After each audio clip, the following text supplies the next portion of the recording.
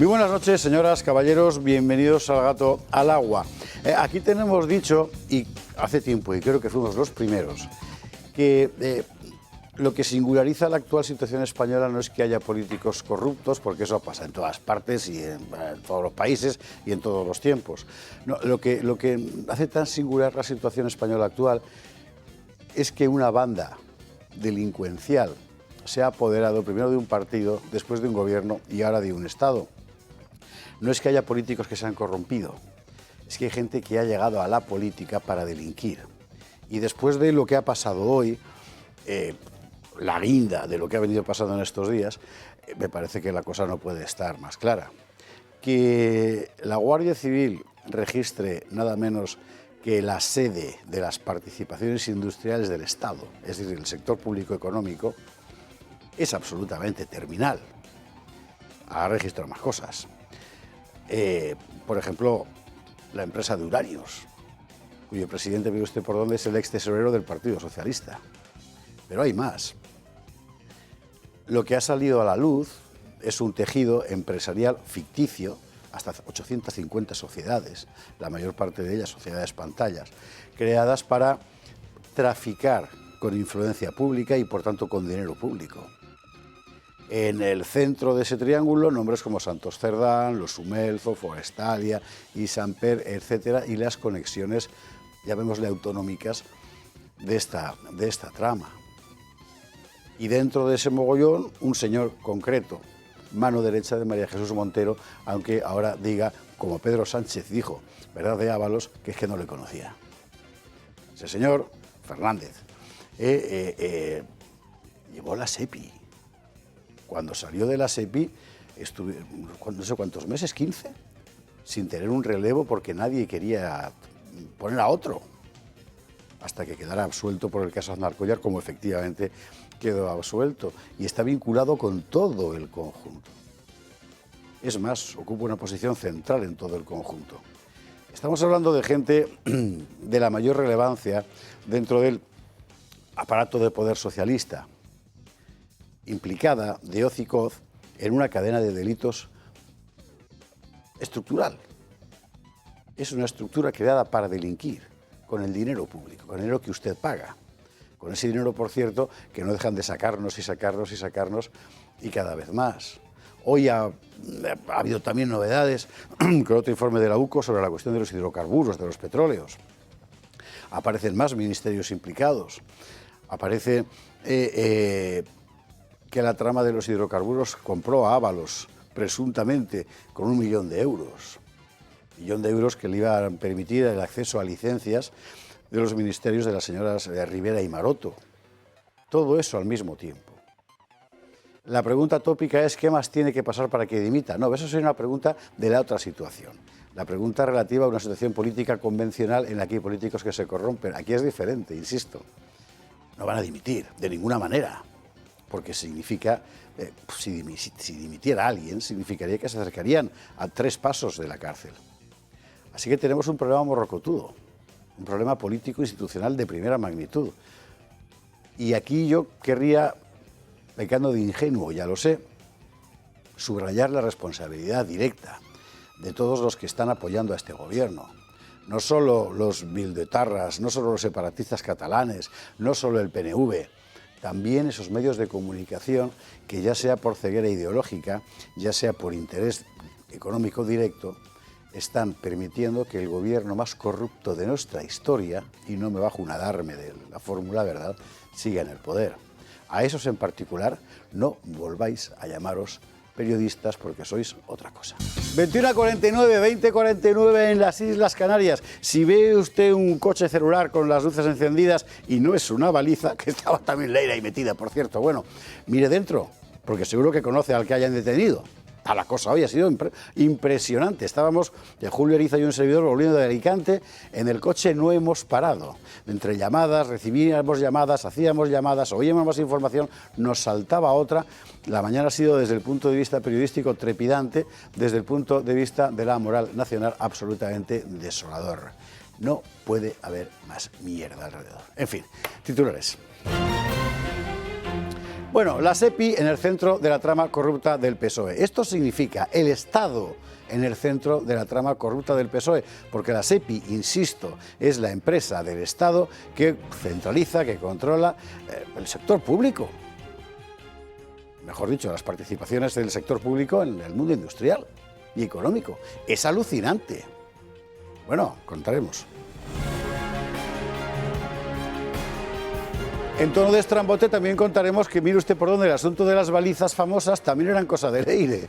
Esto de la lucifica esa que hay que poner obligatoria y todo, también. Y había organizado una historia con correos para vender las balizas al doble de lo que cuestan, por ejemplo, en AliExpress.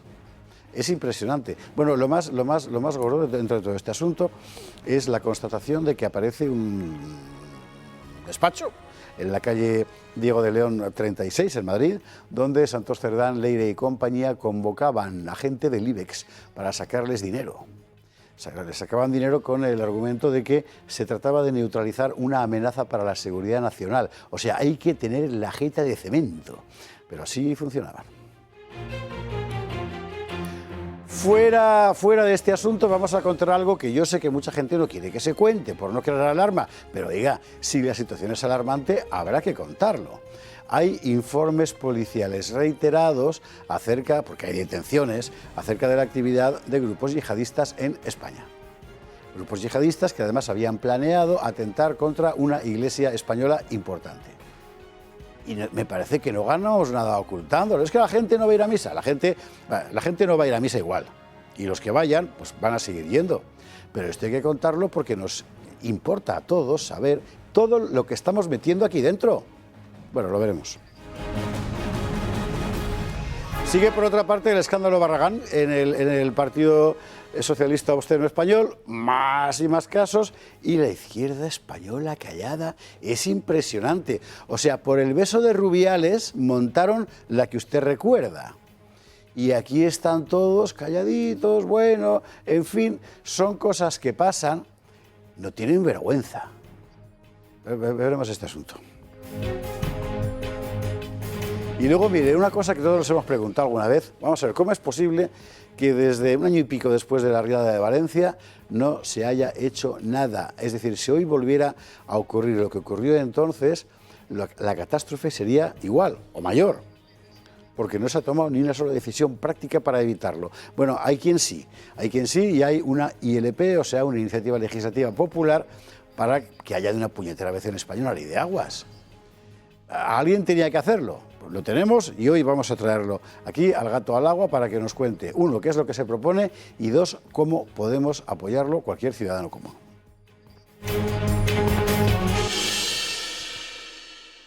Y veremos todo esto en compañía de nuestros contertulios de esta noche. Don Pedro Luis Pedrosa, ¿cómo estás? ¿Qué tal, José Javier? Buenas noches, un gusto estar acá nuevamente. ¿Verdad? Y más en un día como el de hoy. Sí, para dar caña, ¿no? Caña y estopa. Pues bien, aquí estamos. Oye, ¿cómo has visto lo de María Corina? Que entre unas cosas y otras apenas hemos podido... Yo sabía. Sí, por favor, cortadme si sois tan amables el pinganillo, porque estoy oyendo voces y ya no sé si es que estoy perdiendo el juicio, que es posible, o es el... ¿vale? Bueno, no creo que estés perdiendo el juicio todavía. Todavía no. Todavía no. No sé, aquí se vio hace años unos cómics, unas caricaturas que se llamaban He-Man, los Thundercats, esas cosas. Los tíos tenían una espada que levantaban por el poder de Grayskull y entonces así invencible. El premio Nobel ¿por el poder de quién? De Grayskull, era el país imaginario ese donde... ¿Ya? El premio Nobel no es la espada del augurio ni ninguna de esas cosas. Yo he visto tanto entusiasmo, tanto entusiasmo, que me está asustando. Porque ya he vivido mayor, ¿no? Esa ola eufórica de entusiasmo. Voy a tratar de ser muy rápido porque sé que estamos empezando. Hay una condición tan pueril y superficial con la cual se trata el tema Venezuela, como si fuese de, si quitamos a este y ponemos a este, ya está resuelto el problema. Y es falso, es absolutamente falso.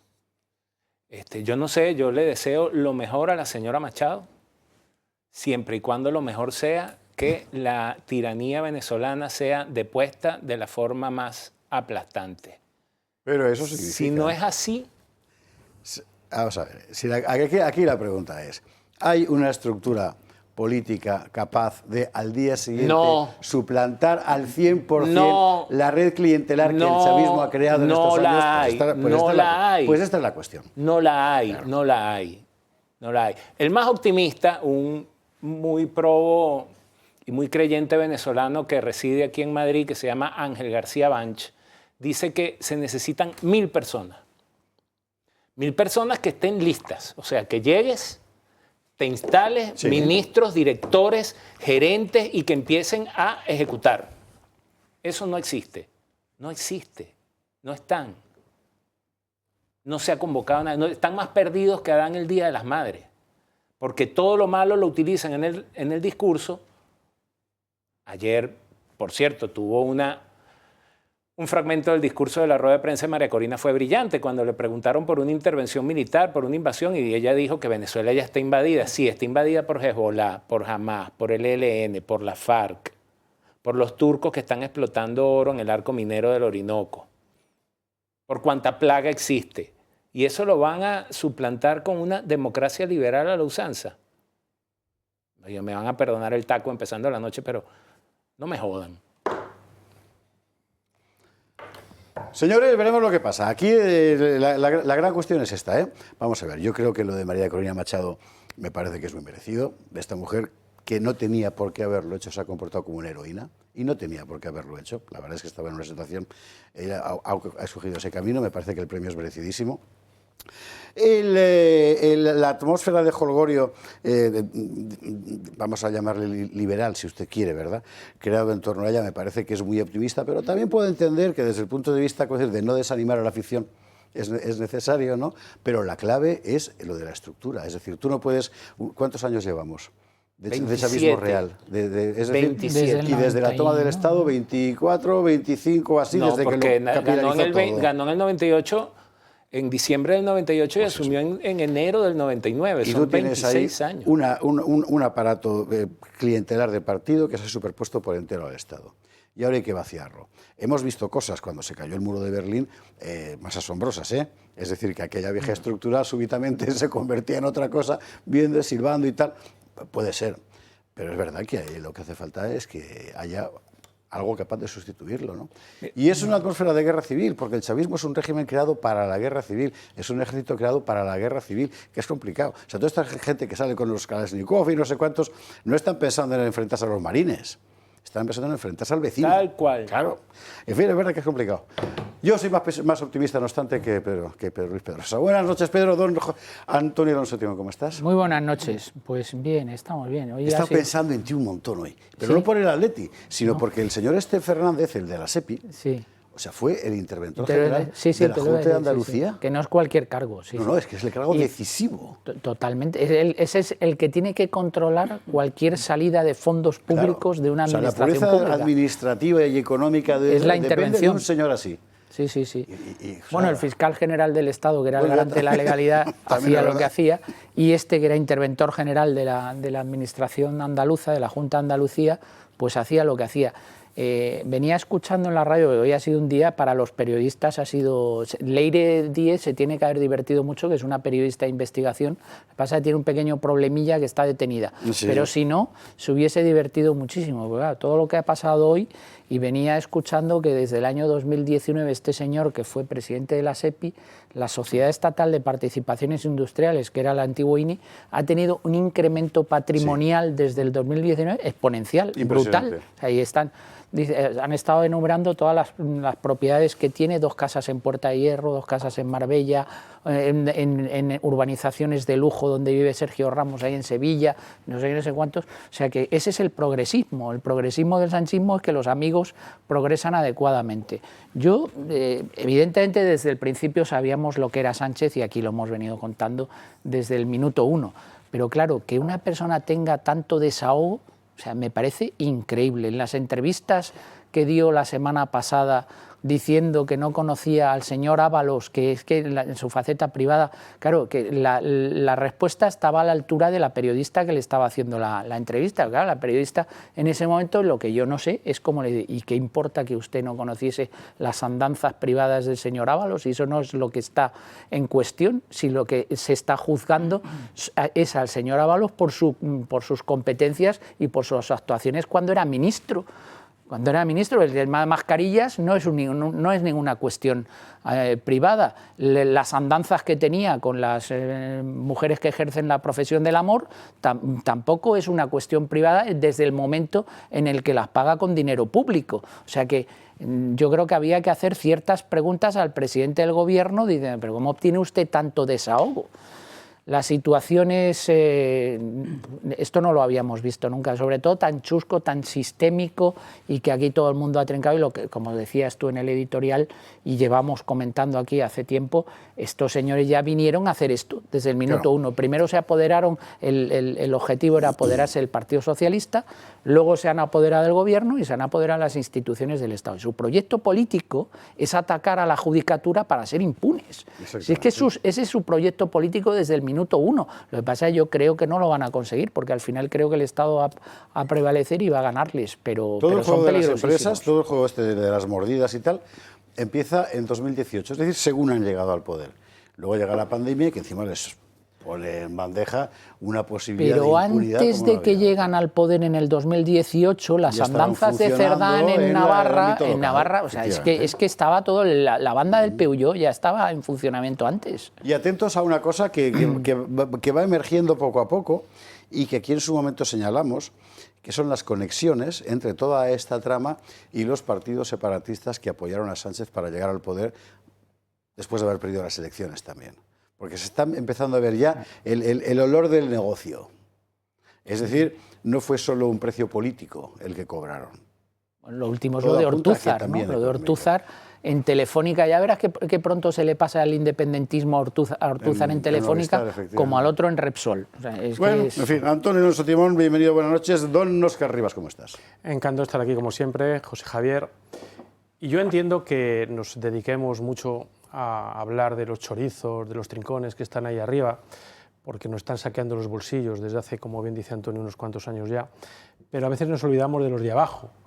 Y hoy ha salido un dato que recuerda cómo están viviendo los de abajo. La OCDE ha comunicado nuevamente que los españoles estamos a la cabeza del desempleo en la OCDE.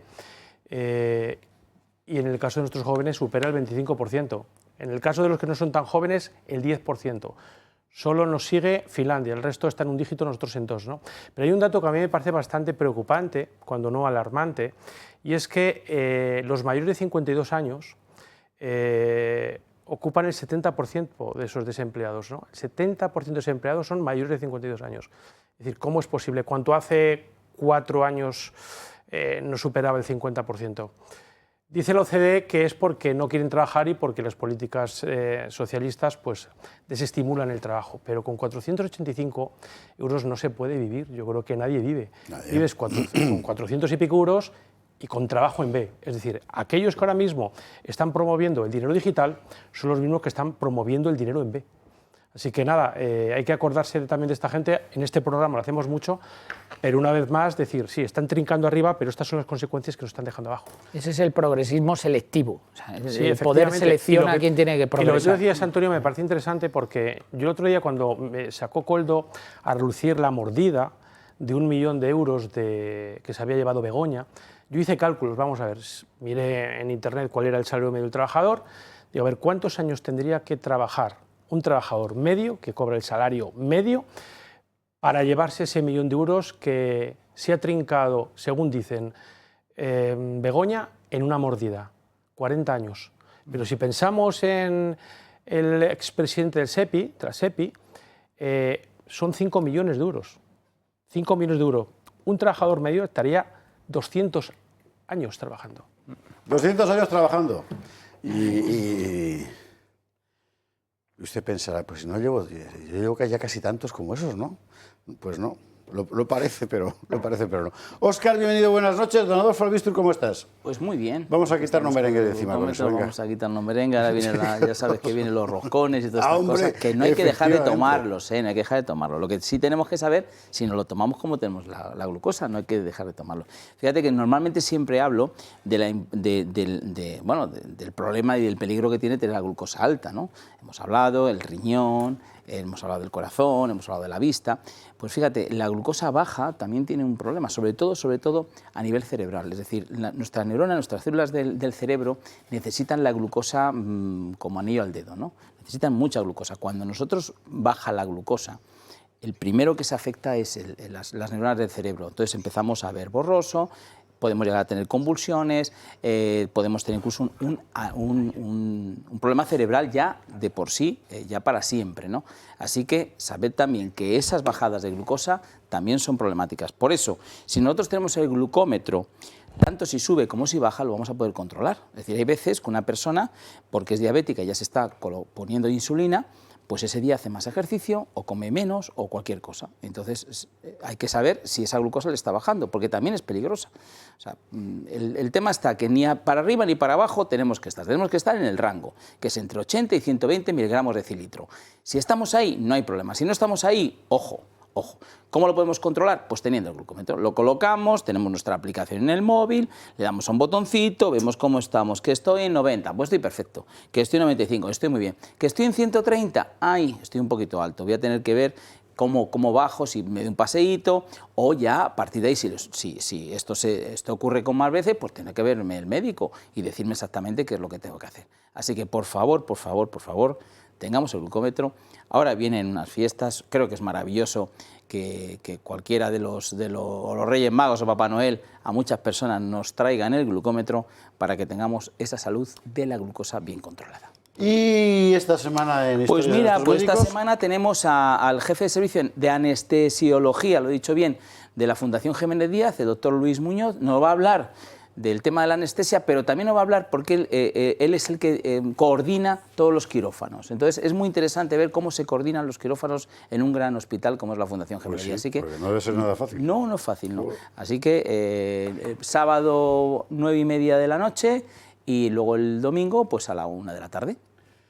900-730-101, usted llame una vez, con una vez es suficiente, le van a devolver la llamada y usted lo pregunta absolutamente todo. Si es fácil de usar, cómo se hace, lo que cuesta, el descuento que tiene por ser espectador del Toro Televisión y todas esas cosas. Adolfo, gracias mil. Gracias a ti, Esparta. Vámonos a la publi. Antes, le adelanto una cosa. División en la Ejecutiva Federal del PSOE. No le digo más. Publi y a la vuelta se lo cuento. 22 horas 12 minutos, estamos de vuelta, le voy adelantando cosas. El miembro de la Ejecutiva Federal del PSOE que ha dimitido se llama Javier Izquierdo. Y ya no, hasta aquí puedo leer, ya iremos leyendo poco a poco a medida que avance el programa. Antes, mire, una cuestión fundamental sobre la España de a pie, que sabe usted que aquí estamos permanentemente con ella. Y váyase usted a Chiva, a Paiporta, a cualquiera de los lugares que sufrieron la riada espantosa de hace un año en Valencia y pregunte, porque nadie ha hecho nada. Es asombroso. Si hoy volviera a llover como llovió, volvería a pasar lo mismo que pasó. O quizás aún peor, porque hay barrancos que literalmente ya no tienen ni lecho, o sea, se van a desparramar. Bueno, pues alguien tendrá que hacer algo. Y si no lo hace el poder, ya sabe usted, solo el pueblo salva al pueblo. Y para eso hay instrumentos. Uno de ellos es eso que se llama ILP, que consiste en poder llevar a las Cortes algo que pide la sociedad, o sea, el pueblo. Pues mire, sobre este asunto hay una en marcha. José Luis Belmonte, muy buenas noches. Buenas noches. Muchas Iniciativa gracias. Legislativa Popular. Iniciativa Legislativa Popular. Es un instrumento que nos da la facultad de alinear a los políticos con los intereses de los ciudadanos. Y en este caso concreto, ¿qué es lo que habría que pedirles? Pues habría que, en este caso, lo que hay que pedirles es sentido común y lógica. Imposibles no pidas. Claro, algo más claro, concreto. pero nosotros desde la ciudadanía se lo podemos intentar hacer llegar. Ahora mismo todos sabemos, como bien ha dicho usted, que si se volviera a repetir una riada, y todos sabemos que va a volver a pasar, una como la que pasó, Sí, porque se repiten cada cierto tiempo, pues volvería a pasar lo mismo. Yo en mis charlas siempre digo que ahora mismo nadie se acuerda ya de los más de 800 muertos que hubo en las riadas del Vallet de 1962. Y me pregunto si alguien está esperando a que nos olvidemos de los de la Dana de 2024. ¿No? Aquí se una combinación explosiva, que es que vivimos en un país con un 80% del territorio en una situación de desertización bestial, mientras más de 3 millones de personas viven en zonas inundables. Y no hemos sido capaces ni de contener esa lluvia extrema que cae a través de, con las gotas frías antes llamadas, que ahora se llaman danas, ni de llevar el agua de donde sobra hacia donde falta. Y nosotros queremos, a través de esta ILP, estar mejor preparados como país contra riadas y sequías, que son las dos caras de la misma moneda. Yo después de la Dana de 2024, como cualquier otro español, iba pensando en qué podría poner mi granito de arena para ayudar a los afectados.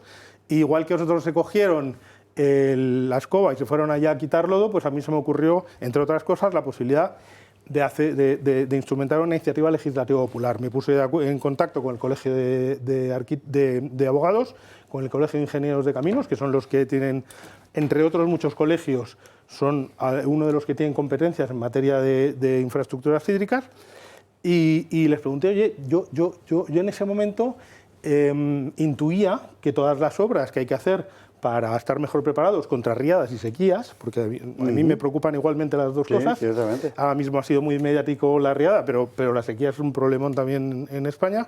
Pues yo intuía que todas estas cuestiones, todas estas inversiones o todas estas actuaciones que había que hacer estaban perfectamente identificadas, presupuestadas y tal. Y así es. Y así es. Así es. Cuando me puse en contacto con ellos, me confirmaron que hay unos planes hidrológicos desarrollados por el propio Ministerio del MITECO, antes el de Medio Ambiente y ahora ¿Cómo se llama? Pero es verdad. Y que se publican cada 5 años, que incluso se incorporan a los presupuestos generales de Estado cuando hay presupuestos, pero luego no se llegan a ejecutar por falta de inversión. ¿Qué pasa? Que los políticos, pues está a lo suyo. Hubo un plan hidrológico que fue el de Borrell, que no se llegó a sacar, tiempos de Felipe González de presidente. O sea, Antonio Alonso Timón no había nacido, hace muchísimo tiempo. Y no se llegó a sacar. Hubo otro plan hidrológico nacional con Aznar, presupuestario, además lo pagaba Europa. Lo frustraron fundamentalmente la izquierda y los separatistas, ¿no? Que decían en la desembocadura del Ebro que les robaban el agua, y en Zaragoza lo mismo. Todo es un auténtico sinsentido. Un auténtico sinsentido. Y desde entonces hemos parado de tirar agua fuera cada vez que llueve mucho. Además, que a mí me sorprendió cuando lo conocí, además, antes del plan hidrológico de Borrell, que no llegó a buen fin, hubo otro, que fue de Indalecio Prieto. Bueno, sí, claro. Esto no es una cuestión... Eso tampoco llegó a ningún lado porque no tenían cómo hacerlo. Claro, y esto no es... yo digo siempre, esto no es una cuestión ni de derechas ni de izquierdas. Esto lo tenemos que mantener alejado del rifirrafe político. Es una cuestión de sentido común. Vamos a lo práctico. Entonces, la cuestión es, tú preparas un texto que la gente firma. Bueno, yo no lo he preparado, lo han preparado unos abogados pero ya nos entendemos. Sí. ¿No? ¿Y con qué puntos concretos? ¿Qué es lo pues que mira, pedimos? puntos concretos. Nosotros, la mayor ventaja de esta propuesta de modificación legal es su simplicidad, que todo el mundo lo entiende. No es nada complejo. El artículo 14 de la Ley de Aguas establece los principios rectores que deben dirigir toda la política de aguas en España. Entonces, nosotros tratamos de introducir 3 puntos más entre todos. No quitamos nada de lo que hay, pero introducimos 3 puntos. El primero es la protección a la vida humana, porque el artículo 14 actual protege el medio ambiente, la restauración de la naturaleza y la ordenación del territorio, cuestiones todas ellas importantísimas, pero hombre, yo creo que la vida humana... La gente, pues la gente tiene importancia. No sé, a lo mejor pues tenía que estar un poco ahí en el frontispicio, ¿no? Luego, que el gobierno de turno... me da igual que sea de derecha o de izquierda, ya te digo, esto no va de colores políticos, tenga la obligación de efectuar las inversiones hídricas necesarias para reducir los riesgos, mitigar los riesgos derivados de riadas y sequías.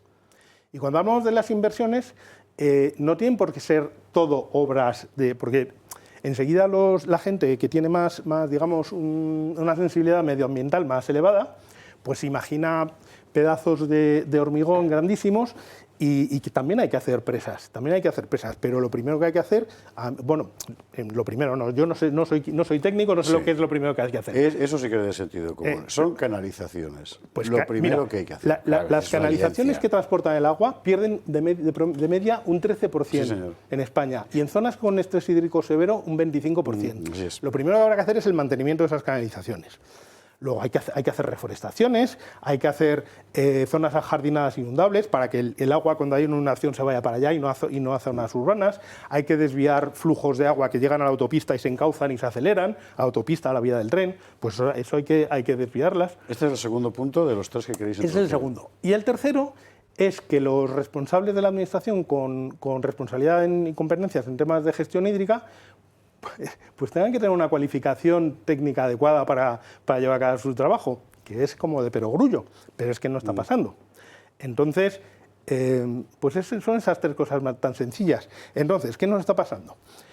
Vamos fatal de firmas. En 7 meses hemos conseguido pues unas 6.000. ¿Y necesitamos? Y necesitamos 500.000 para llevar esto al Parlamento. ¿Qué pasa? Que yo estoy convencido de que una vez que consigamos el apoyo suficiente, y esto llega al Parlamento, como esto no viene ni de las derechas ni de las izquierdas, o sea, cada uno tenemos nuestra ideología, pero esto no tiene ideología. A ver quién es el guapo, el guapo que se retrata votando en contra de esto. Yo creo que ni la extrema izquierda, ni la extrema derecha, ni el extremo centro, ¿quién va a votar en contra? De proteger la vida humana. Bueno, eso te lo digo yo, luego fuera de cámara. Pues, pero lo más importante que es que usted puede contribuir de una forma tan sencilla como... Sí. Vamos a explicar la operativa concreta. La Junta Electoral Central permite 2 maneras para firmar. Una es a través con el certificado de la fábrica de la moneda y timbre, y otra es a través de unos pliegos normalizados, que me he traído aquí un ejemplo de pliego. Aquí vienen, esta es la exposición de motivos, porque queremos modificar la ley, y aquí se pueden recoger hasta 10 firmas en cada pliego. Entonces se pueden solicitar, bueno, tenemos una lista en nuestra página de web ILP Ley de Aguas, www.ilp Ley de Aguas. Se puede consultar la relación de lugares donde se puede pasar a firmar, pero a través de nuestra web se puede firmar y solicitar que lleguen a casa pliegos. Llegan en un sobre como este, con el pliego dentro y con un sobre dentro con el franqueo en destino pagado, de manera que tú recoges las 10 firmas o las 50 en tu entorno, lo metes en el sobre, lo echas al buzón y nos llega. Fenomenal. ¿Qué nos está pasando? ¿Por qué creo yo que vamos tan mal de firmas? Porque yo, de verdad, que me asombré al principio, porque pensaba que esto iba a correr como la pólvora y que iba a ser un éxito brutal. No. Pues mira, yo creo que la sociedad civil española está un poco muy adormecida. Nuestra participación en política se limita a votar en las elecciones y a quejarnos. Vale. Cuando nos gusta lo que hay, pero no tenemos una cultura de participar. Y sobre todo lo que nos está pasando es que la gente está muy hastiada de manipulaciones políticas. Entonces encuentran algo de esto y dicen, ¿de dónde vendrá esto? ¿Qué intereses habrá detrás? Y me estoy encontrando muchísimas reticencias, pero incluso en las poblaciones afectadas de la Horta Sur, de la Huerta Sur, me estoy encontrando muchas reticencias. En alcaldes de esa zona. Porque, ¿Para qué nos sirve el QR que acabamos de ver en pantalla? Pues mira, a través del QR podemos atraparlo con un restaurante y nos lleva también a la página donde podemos firmar con el certificado digital o solicitar pliegos de firmas. Certificado digital yo conozco muy poca gente que tenga. Yo desde luego lo tengo y estoy haciendo lo posible para no tenerlo jamás, porque me da mucha cosa, pero la otra manera de firmar sí. Y además que cada uno pueda convertirse en agente difusor de esto también, ¿no? Bueno, tenemos una ventaja que todos los chavales que han pedido el bono cultural tienen el certificado digital en el móvil, porque para el bono cultural era necesario, o sea que... Mire, vamos a ver, no podemos evitar que vuelva a llover a lo bestia, como ha ocurrido siempre en nuestra tierra, y que el agua vuelva a hacer lo que es, desde tiempos inmemoriales. Pero sí podemos evitar que la gente se muera. Y todo el mundo sabe cómo. Son obras. Es tan sencillo como eso. Si ha llegado un momento en el que hay que animar a los políticos a hacerlo para que sientan en la nuca el aliento de la gente, pues la gente tiene que hablar. Y la forma es esta. Óscar, Antonio, Pedro. Sí, usted ha repetido en 3 ocasiones, y ya me parece sintomático ese aspecto, que esto no va ni de derechas ni de izquierdas, porque va de suyo, va de sentido común. ¿Qué ¿qué respaldo, si es que ha conseguido alguno, ha encontrado de los partidos derechas o de izquierdas?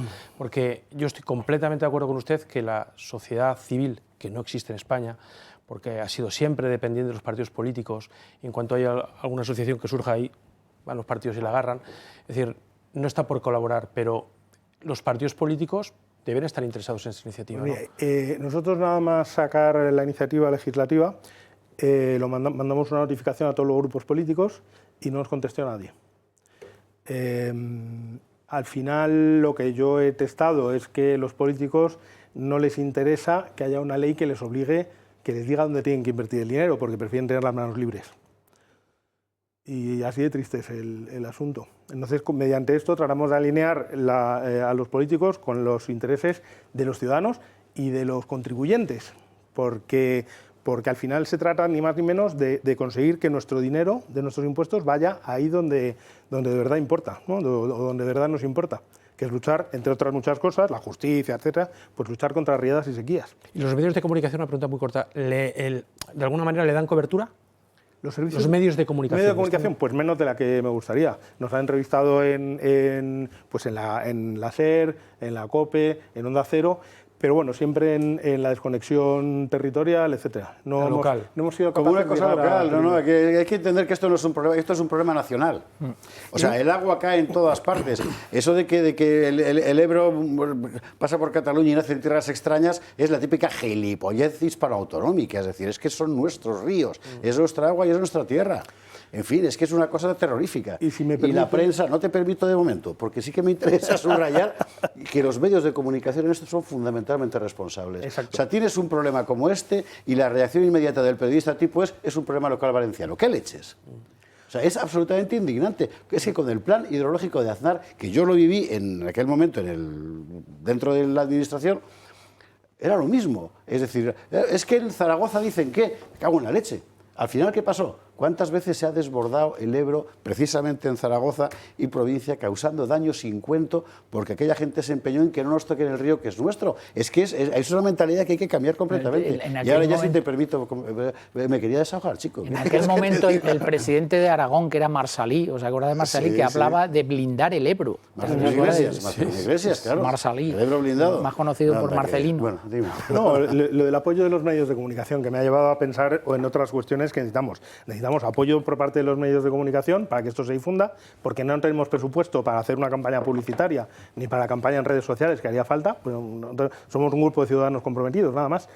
Y estamos buscando alguna figura pública de relevancia que apadrine esto. Y nos está costando muchísimo, porque la gente no quiere líos. He hablado con asociaciones empresariales, con empresas que han estado fuertemente implicadas en la Dana, y no quieren líos. No me dicen que no, pero no quieren, porque claro, como esto es molesto para las administraciones, pues no. Ay, Dios mío. Ayer en Alicante, si se acuerda usted, lo que estábamos viendo era lo siguiente. España es un pura sangre, con ganas de correr, de ganar carreras, y resulta que lo tienen retenido en boxes, atado, y encima con un veterinario sacándole sangre todo el tiempo. Es exactamente eso. O sea, y esto es un poco lo mismo. Pues hay que romper todas esas ataduras. Así es. Vamos a recordar lo fundamental. Para entrar aquí, usted acérquese, si no muere, o sea que está muy bien. Tenemos ese código QR que le va a remitir a usted, en su caso, a la página web. Si quiere puede ir directamente a la web, que es muy sencilla de recordar, porque es ILP, que es de lo que estamos hablando, leydeaguas.com. Y a partir de ahí a firmar. Y si encima usted puede ocuparse de que firmen otros 10, pues miel sobre hojuelas, porque de eso se trata. A ver si somos capaces de llegar a ese $500,000, para el que, por ejemplo, sí que ha llegado cuando se ha comprometido la conferencia episcopal para regularizar masivamente inmigrantes. Porque mire usted por dónde, para algunas cosas sí que se comprometen las instituciones, pero cuando se trata de otras no. Argüello. Joder, de verdad, ¿eh? Y yo soy muy pesado, pero vuelvo a hacer un llamamiento. Si usted conoce a alguna persona pública relevante, un cantante, alguien que tenga credibilidad y quien se fíe de la gente, por favor que apadrine esto, porque necesitamos todo el eco social que haga falta y compromiso por parte de la sociedad civil. Si la sociedad civil no se pone de forma decidida a apoyar esto, no hay nada que hacer. ¿No decíais que solo el pueblo salva al pueblo? Que es verdad. Bueno, pues este es un momento idóneo para demostrarlo. Más allá de tirarle patatas a Pedro Sánchez, que es una cosa que siempre está bien, pero más práctico, esto, José Luis, muchísimas gracias. Nosotros insistiremos. Este es un asunto que vale la pena apadrinar, así que seguiremos empujando. Muchísimas gracias. En fin, vámonos a la publicidad y a la vuelta seguimos examinando esa dimisión en la Ejecutiva Federal del PSOE, de un señor que se llama Javier Izquierdo, que dice que lo deja todo para dedicarse a su vida profesional. Seguiremos informando. A un huerto. 22:34, 21:34 en Canarias. Vamos a empezar con la crónica de la actualidad. Vamos a ir dentro de un rato a la cuestión de la corrupción, que es compleja, porque el nudo, la trama es muy complicada, pero solo con lo que ha pasado hoy, la verdad, en fin. Pero antes, y para soportar todo esto, es absolutamente fundamental ir bien preparados. Y para eso tenemos Tejoneras, que como usted sabe es el vino de cabecera de esta casa y de cada vez más casas en España, porque sencillamente es un vino extraordinario. Nace ahí, en esa finca que está usted viendo, la finca Tejoneras, en lo que empieza a ser ya estribaciones de la Sierra de Gredos, en el oeste de Madrid, en un suelo de granito y pizarra fantástico, con uvas garnachas centenarias y las mejores variedades del mundo, de Syrah, etc. Desde mediados del 19 llevan malando vino, y a partir de ahí ya llega el arte. El arte es lo que hacen con la vinificación, que es que hay que ir a verlo. Es impresionante. Y así le salen luego los caldos que le salen, claro. Nosotros tenemos ahora, y además son fechas excelentes para ello, la oferta del pack Tejoneras, que vamos a ver enseguida en pantalla. Tanto la Graz Crianza como el Alta Gama, que es el del cuello azul, como el 750, por gran reserva, son extraordinarios. Bueno, pues tiene usted 12 botellas en conjunto del mejor vino, y ellos dicen uno de los mejores vinos de la Comunidad de Madrid por pura modestia. Es uno de los mejores vinos de España, y ni más que ver la cantidad de premios que tienen, ¿verdad? Bueno, pues uno de la Graz Crianza, 9 de la Graz Crianza, 2 del cuello azul y uno del 750, por un precio en torno a 139 euros, que es un 30% de ahorro respecto a lo que le gustaría a usted en la calle. Así que no se lo piense, que vale la pena, en ese teléfono o en la web. Y si prefiere comprarlos sueltos, pues lo puede hacer también en toda España, en el Corte Inglés, y en Madrid, además de en el Corte Inglés, en Sánchez Romero, Carrefour, Alcampo, Distribuciones Adán y Bodegas Bordone también. Ahí también puede adquirir este vino extraordinario. Tejoneras, en fin. Salud y feliz Navidad. Y nosotros vamos a seguir con lo que estábamos. Tenemos lo del senador socialista, miembro de la Ejecutiva Federal, que ha dimitido. En cuanto Iago Soler esté, que está con el casco puesto, y Iago Soler. Iago, ¿qué pasa? ¿Qué tal? Cuéntanos esta historia. Muy buenas noches, José Javier. Pues efectivamente ha dimitido hace escasos minutos. Javier Izquierdo era miembro de esa Ejecutiva Federal y ha puesto en Twitter que tras años en cargos públicos y organismos de mi partido comunico a la Dirección Federal mi renuncia y también su renuncia como senador. Esto llegaba minutos después de una exclusiva que publicaba el diario.es, donde pues este medio informaba de otra denuncia por acoso sexual, esta vez contra un miembro de la, de la Ejecutiva Federal del PSOE, y llegaba tras semanas de escándalos tras el caso Salazar. Recordemos que ha dimitido, aunque no se sabe el porqué, no lo ha dicho explícitamente. Lo que sí viene minutos después, como decimos, de esta exclusiva del diario.es, donde habría otra posible denuncia por acoso contra un miembro de la Ejecutiva Federal, y eso sí, Ferraz echa el cerrojo informativo. Que no lo conocen tampoco, ¿no? No, parece ser que no. A lo mejor mañana tendremos fotos de Javier Izquierdo con Pedro Sánchez. Pero... Y con Barragán, todos juntos. En fin. Exacto. Ay, Dios mío. Iago, gracias. Venga. Iago Soler, desde la redacción de informativos de esta casa, contándonos esta última hora, y habrá más. Es muy interesante ver cómo lo recoge la prensa de izquierdas, que dice, dimite tal tras otra denuncia de... No dice que la denuncia sea contra él, pero la verdad es que casi que va de suyo. Si os parece, vamos a dejarnos el tema para después, porque te lo teníamos previsto en la o no. Mira, ya que hemos abierto el cajón, si te parece, vamos a pasar, Raquel, el tema 5 ahora, pues porque estamos hablando de este asunto. No contábamos, evidentemente, con esta dimisión, pero si usted se acuerda, y estuvimos contando tanto antes de ayer como ayer, que había al menos 12 casos más, que los abogados de las víctimas se estaban poniendo de acuerdo para, y ya era hora, porque llevamos años con este asunto, bueno, se estaban poniendo de acuerdo para ir contándolo poco a poco. Y esto puede estallar, no sabemos exactamente cuándo ni por dónde, pero mire, vamos allá.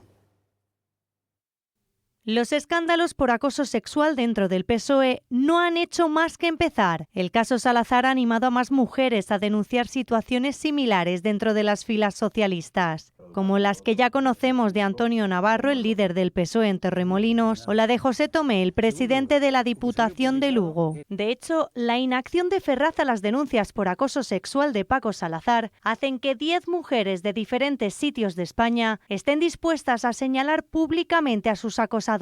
Entre los nombres hay desde dirigentes territoriales hasta un miembro de la Ejecutiva Federal. Si no lo han hecho antes, dicen, es por miedo a represalias o a que no las creyeran. Ahora algunas de estas feministas socialistas dentro del partido secundan estas acciones y pasan a ser cómplices de una realidad habitual dentro de Ferraz. Cuando las víctimas más las necesitan, la Asociación Española de Feministas Socialistas decide no dar declaraciones al respecto. Ni la Federación Mujeres Progresistas. Ellas tampoco abordarán estas denuncias de sus compañeras. Pero no solo las asociaciones dan la espalda a las víctimas. Lo mismo hacen María Jesús Montero y Pilar Alegría, que no acudieron a la última sesión de control al Gobierno para evitar preguntas sobre Salazar, con quien mantenían una relación muy estrecha, la misma que ahora las ha puesto en jaque para sus candidaturas en Andalucía y Aragón. Yolanda Díaz, como ministra de Trabajo, también es cómplice de estos acosadores, porque ante la incapacidad del PSOE de actuar, debería haber ordenado inspecciones que no se han hecho. El presidente dice no enterarse de nada, que el feminismo le da lecciones todos los días y que actuarán en consecuencia. Pero todas las víctimas coinciden en que nadie ha asumido la más mínima responsabilidad y señalan a la cúpula del partido, entre ellas Rebeca Torró y Pilar Bernabé, como principales responsables de la mala gestión del caso Salazar. Están gobernando con políticas machistas. Están gobernando con políticas machistas. Es que se les ha roto el muñeco en la boca a todos. Y todas.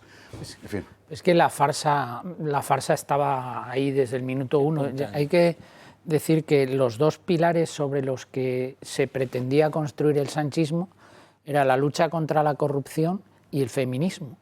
Y ya hemos visto cómo están esos dos pilares. O sea, era una farsa total, una ficción, porque no les interesaba lo más mínimo la lucha contra la corrupción, es más, lo han practicado desde el minuto 1, y en segundo lugar no les han interesado absolutamente para nada las mujeres ni la defensa de las mujeres. Yo creo que esto le está haciendo mucho daño al Partido Socialista. ¿Y por qué se produce? Hay que preguntarse un poco por qué se produce todo esto ahora. Y yo creo que esto se produce porque ven al líder muy debilitado, porque el líder es el que ha consentido este tipo de comportamiento, sobre todo en el caso Salazar, porque el señor Salazar es una persona muy próxima al presidente del Gobierno. Claro, ahora todo el mundo ha pasado de ser Paco Salazar a ser ese señor del que usted me habla. Nadie le conoce a Paco Salazar ahora mismo, ¿no? Incluso la ministra portavoz que comió con él hace un mes, pues ahora ya se desvincula completamente de él. Yo creo que las consecuencias de este caso van a ser importantes. Creo que el voto femenino, que era una de las apuestas del sanchismo, lo tiene perdido, y creo que efectivamente dentro del propio Partido Socialista esto puede llegar a más, porque cada vez se está revolviendo más gente viendo que todo, y no solo la poca contundencia y el oscurantismo que hay, la opacidad que hay con todo este tipo de casos, sino que afecta ya a cosas más profundas de estructuras del propio Partido Socialista. Y además creo que hay ya algún tipo de revancha interna dentro del propio partido. Seguramente sí, pero hemos llegado a un punto que es muy imprevisible, que digamos que ha llegado al corazón, al núcleo emocional de la fidelidad al voto. La fidelidad al voto del PSOE es enteramente cerril y no digo de todos los votantes, pero de una parte muy importante, pero es que aquí ha roto por razones emocionales fundamentalmente, es que son los míos. Y además, Y hay una muestra más de esto que la sospecha de que internamente puede haber rencillas, porque esto sale de la prensa afín al Partido Socialista, del diario.es. Por eso yo quería preguntarle a Pedro Luis Pedrosa, que se distingue por seguir con una pasión absolutamente, en fin, es un martiriologio lo de Pedro. Todo el mundo de la prensa progre, así en la tele como en la radio, como en los digitales, y es que no lo sigo, pero ¿qué vas palpando? Es decir, sigue habiendo gente de, pues no sé, Javier Ruín y toda esta gente que dice... Sí, pero tú sabes, yo iba por ahí, porque tú sabes, estos izquierdistas, estos progres, sabes que nosotros los católicos creemos en la transustanciación, ¿no? Cuando... Entonces esta gente te habla en estos términos. ¿Cómo es posible que ataquen así a un fiscal general del Estado? ¿Cómo es posible que llamen dictador a un presidente de gobierno?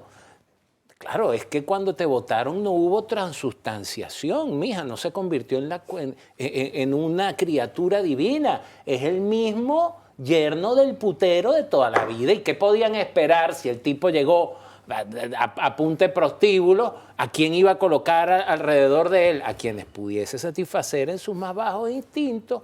Ah, mira, este tigre la pata de la que cojea es la lujuria. Bueno, vamos a ponerlo aquí para que entonces sacie su...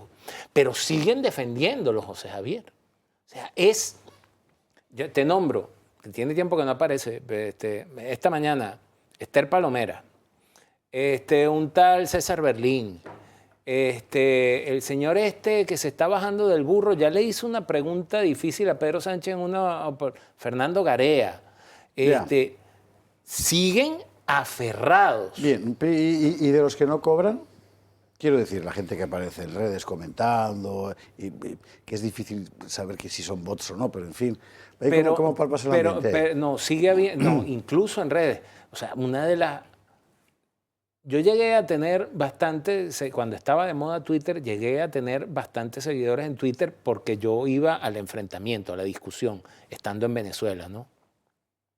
Pero aquí entrar en Twitter es un ejercicio de estoicismo y de fortaleza mental. O sea, tú te consigues con unas estupideces, con gente que es verdaderamente fanática, enferma, y siguen hablándote de casos aislados, siguen diciéndote que eso no representa al partido. Son eso. O sea, el socialismo en cualquiera de sus formas, sea para lo económico, es la proyección de todos los vicios. O sea, ellos proyectan en los demás todos los vicios que tienen, y ese es su escudo protector. Que el mecanismo sectario sigue funcionando. Tal cual. Bien. Y eso me dice a mí, porque esta tarde yo veía a Josué Cárdenas que decía elecciones generales en primavera. Sí, eso está muy bien. Pero no es por el tema este. No. Pero no es por el tema van para adelante. Sí. Y más se van a aferrar, y más peligrosos ellos se van a volver. con R y a ferraz con Z, todo lo que puedan.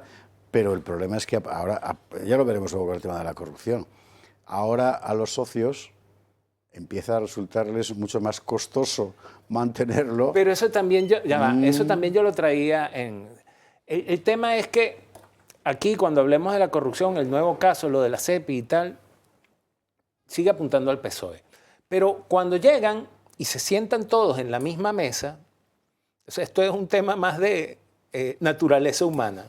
Y entonces ven, allá va, están sentados y, allá va, y tú estás pillando, tú estás trincando de aquí. Yo también quiero. Para eso ya es demasiado tarde. Entonces, si es que no se pegaron desde el principio. Es lo que te iba a decir, porque es que eso ya estaba planificado, por lo que se va viendo, desde el principio estaba así. Bueno, Óscar, retomando la cuestión. A mí me parece indicativo que sea el diario.es el que ha sacado la noticia.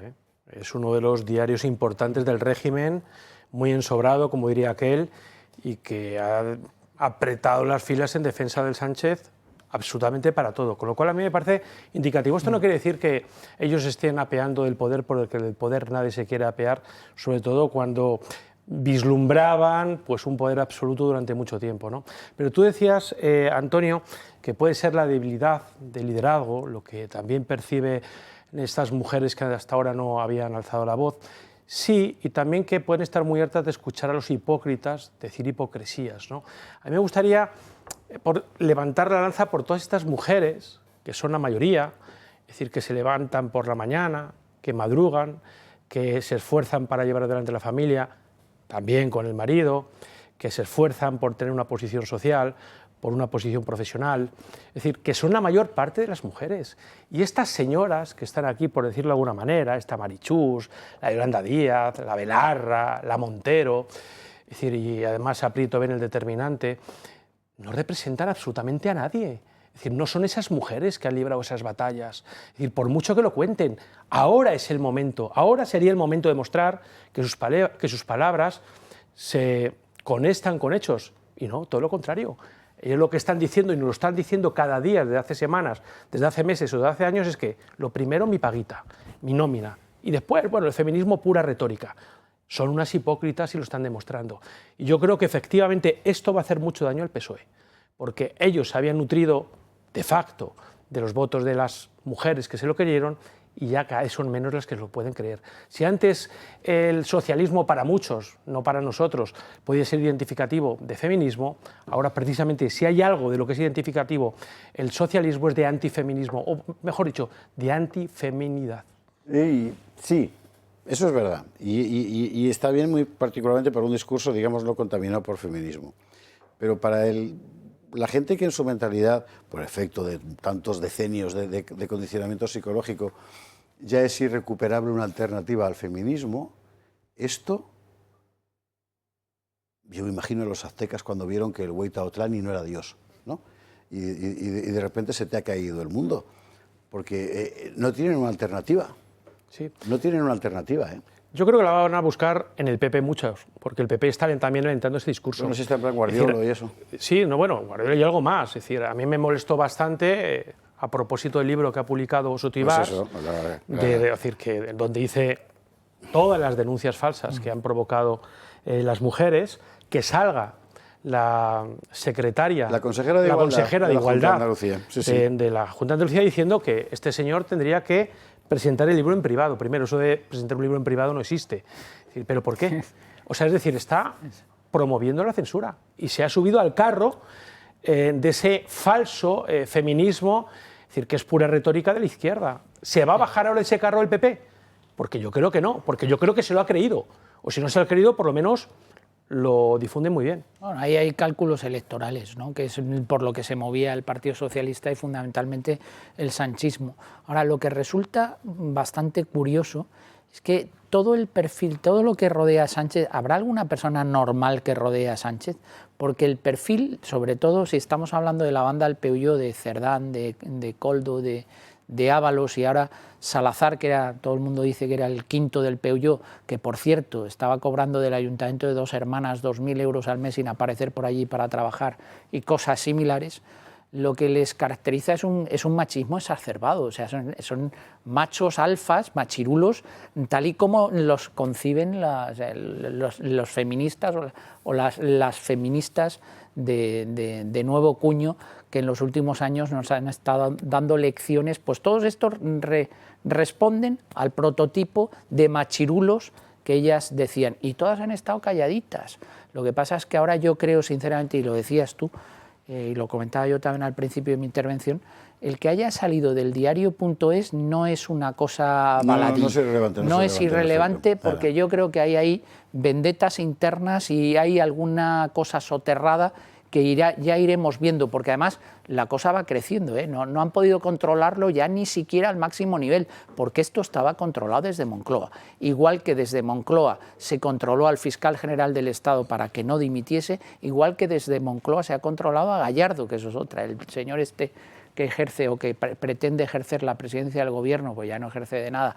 En el Congreso por la mañana, en una sesión de control, dice tolerancia cero con la corrupción y por la tarde va a Extremadura a apoyar la campaña electoral de un candidato que va a estar sentado en el banquillo a los pocos meses. O sea, todo se controlaba desde Moncloa, pero Moncloa parece que ya no puede controlarlo todo. Pero es que tú fíjate cómo despachó el propio Sánchez este tema tan grave, tan asqueroso, tan sucio, como para decir que ha sido un error de velocidad y se queda tan ancho. Sí, y al día siguiente te dice, bueno, es que hay un estudio que dice que 1 de cada 3 en las empresas, señor, eso es acoso laboral y le toca igual a la mujer que al hombre, indistintamente. Y una cosa es el acoso laboral y otra el acoso sexual. Y a mí me gustaría también, he reivindicado a la mujer, la verdadera mujer, la que cree en la dignidad de su sexo, y me gustaría reivindicar también la dignidad del hombre, porque la mayor parte de los hombres somos buenos, creemos en nuestras mujeres, las ayudamos a crecer también, igual que ellas nos ayudan a crecer a nosotros. Por supuesto. Luchamos para defender nuestra familia, para que la familia crezca,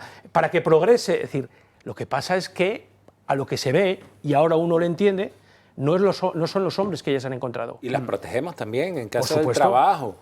Pero incluso, compañeros, entonces aquí lo que hay es una cabronería del tamaño de una catedral, no sé, del monumento más grande del mundo, porque incluso los otros socialistas sabían lo que esta gente hacía y entonces le habrán pasado la mano por la espalda. Oye, queda tranquila, no le vayas a echar paja, no digas nada, que tú sabes que el partido está por encima y tal. Bueno, eso que está contando Pedro es lo que ha trascendido de la reunión de María Jesús Montero con los denunciantes. Bueno, es que queda tocadísimo. El argumento de María Jesús Montero, esa señora que le saca a usted los hígados todos los meses, ¿verdad? Era precisamente ese. Estáis arruinando la vida de militantes del partido y solo lo único que hacéis es favorecer al PP.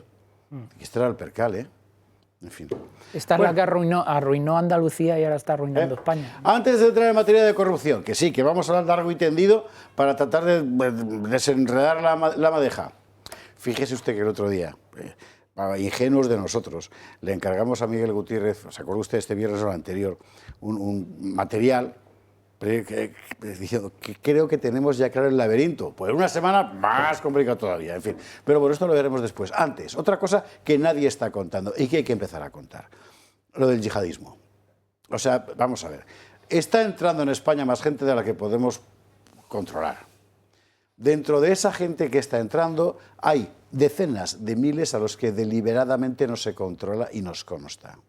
Dentro de esas decenas de miles, los hay que son muy malos, auténticos criminales, tanto porque los han puesto en libertad en las cárceles de Marruecos o de Argelia, lo cual también sabemos, como porque vienen aquí a atentar. Porque estamos importando los problemas de otros países, es así de simple.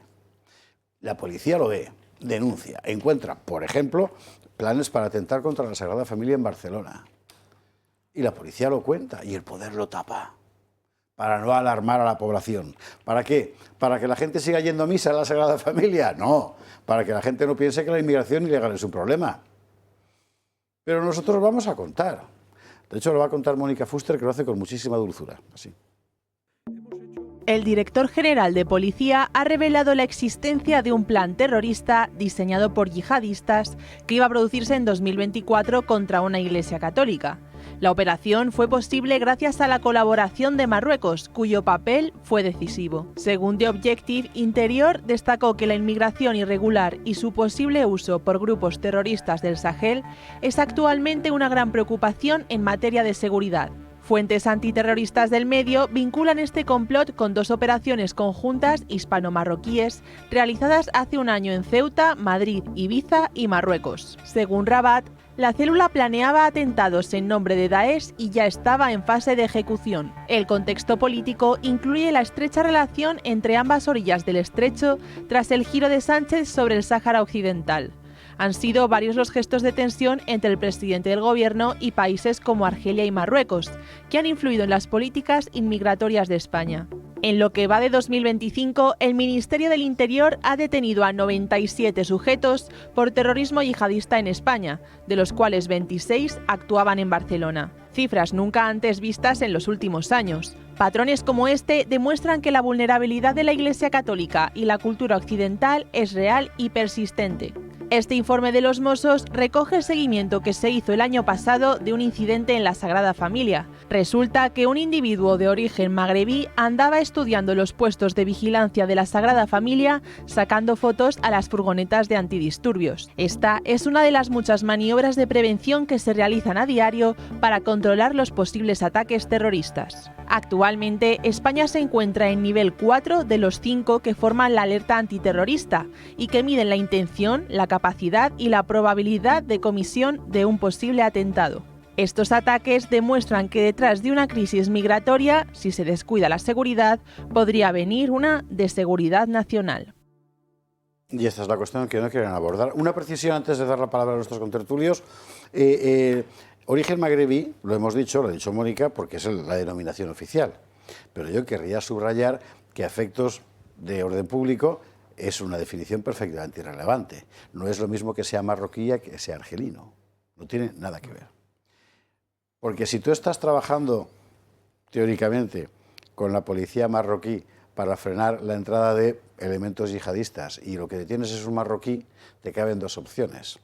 La policía marroquí nos ha ayudado a llegar hasta este tipo porque, A, lo venía siguiendo, 2, perdóneme, lo ha metido ella. Estamos hablando del país que estamos hablando, ¿eh? Claro. Y cualquiera que lleve uniforme sabe de lo que estoy hablando. En fin, pero bueno, o sea, que origen magrebí, marroquíes y argelinos. Y no es lo mismo, además, porque en el caso de Argelia nos consta, se denunció aquí hace un par de años, lo dijo Jorge Campos, que deliberadamente estaban soltando delincuentes en patera hacia España. Bueno, vale, ya, hala, ya está. Esto era importante precisar estas cosas. Yo creo que nuestra supina ingenuidad e inocencia de occidentales, de esos que nos comimos el cuento de la paz perpetua y todas esas cosas, nos puede generar gravísimos y muy lamentables problemas.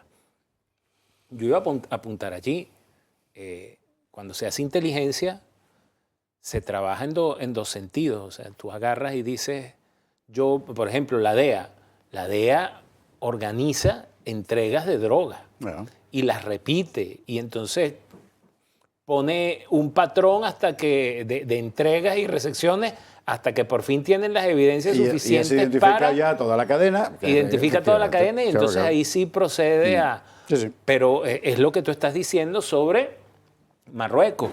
Yo creo que muchos españoles aún tienen la percepción de que Marruecos es ese pobrecito país africano que nos queda al otro lado, y Marruecos tiene un proyecto de expansión, sabe de qué pata se cojea en España y le tiene el pulso tomado a este gobierno.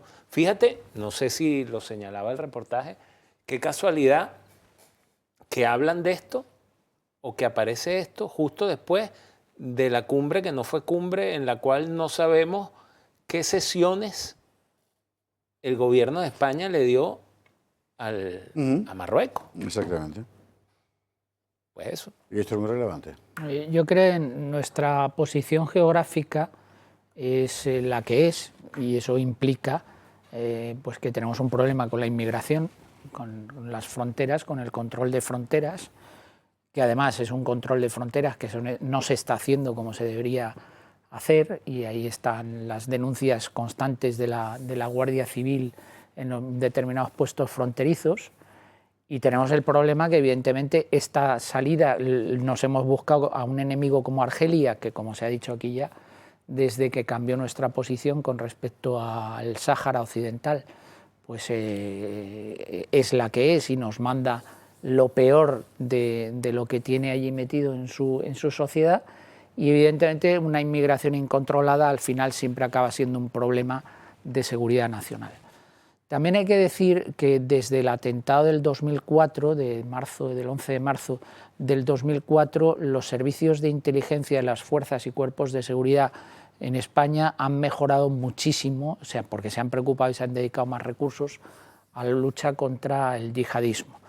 Y ahora mismo creo que la sociedad española en líneas generales debe sentirse bastante segura, porque tenemos el CNI tiene una unidad específica de lucha antiterrorista que es bastante eficiente y funciona muy bien.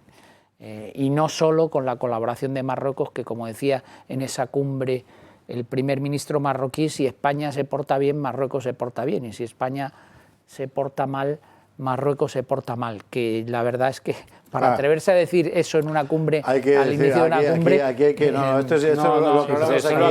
es importante, la expresión se porte bien en francés no quiere decir se comporta bien en español, quiere decir va bien. O sea, bueno, vale, pues yo lo había entendido. El mundo, es verdad, parecía una amenaza. Yo cuando lo vi, pero era una amenaza. ¿Cómo se atreve este tío a decir eso? Pues entonces estaba yo equivocado, la interpreté yo mal. Estabas equivocado tú y todo el mundo, porque lo tradujeron mal simplemente. Sí. Bueno, pero en cualquier caso vino a decir una cosa parecida. Marruecos va bien, y le va bien cuando España se porta bien con Marruecos y evidentemente la colaboración a todos los niveles, incluso la lucha contra el yihadismo, mejora. Pero la amenaza está latente. O sea, ¿cuántos años llevamos en amenaza 4 en nuestro país? Pues prácticamente llevamos casi 20 años en amenaza 4. O sea, nuestra situación geográfica y geopolítica pues hace que tengamos que vivir en permanente alerta por la amenaza yihadista. No solo por la actual, sino porque además todos estos chalaos yihadistas pues quieren emular, empiezan a hablar de Al-Ándalus, siempre sale lo mismo. Cuando en la época en la que el ISIS era fuerte, pues el ISIS también hablaba de la recuperación de Al-Ándalus y no sé qué, no sé cuántos. Entonces España siempre tiene esa espada de Damocles, pero ya digo que creo que nuestras fuerzas y cuerpos de seguridad y el CNI hacen una labor a diario muy buena, y de hecho es que no hemos tenido, toco madera porque esto puede pasar en cualquier momento, pero no hemos tenido ningún atentado relevante en nuestro país desde hace bastantes años. Bueno, ellos hablan del Al-Ándalus, pero aquí no se habla del Al-Ándalus. Yo en su momento tuve una amiga, una muy buena amiga musulmana, y ya se extrañaba en los tiempos de Bin Laden y Al-Zawahiri, ¿no? Que tú me corregirás, Esparza, cómo se pronuncia. Al-Zawahiri. Pues sí. Ella me traducía escritos de este señor, el número 2 de Bin Laden, para el que no lo sepa, en el que se hablaba directamente del Al-Ándalus. Y ella a mí me decía, y ella estaba encantada de ser musulmana, ¿cómo es posible que en Europa, en España, no se está hablando ahora mismo de este discurso que ha dado este señor, que es público, ¿no? Pero la noticia, lo que decía es que el yihadismo intentó atentar contra una iglesia católica. Esto es un problema, para mí lo es, y sin embargo no sale en ningún lado, en ningún lado. Esto lo reveló el otro día el director general de policía. Hoy entras en el sindicato profesional de policía y han quitado la noticia y solo está en la Gaceta. Y después se hace eco el debate.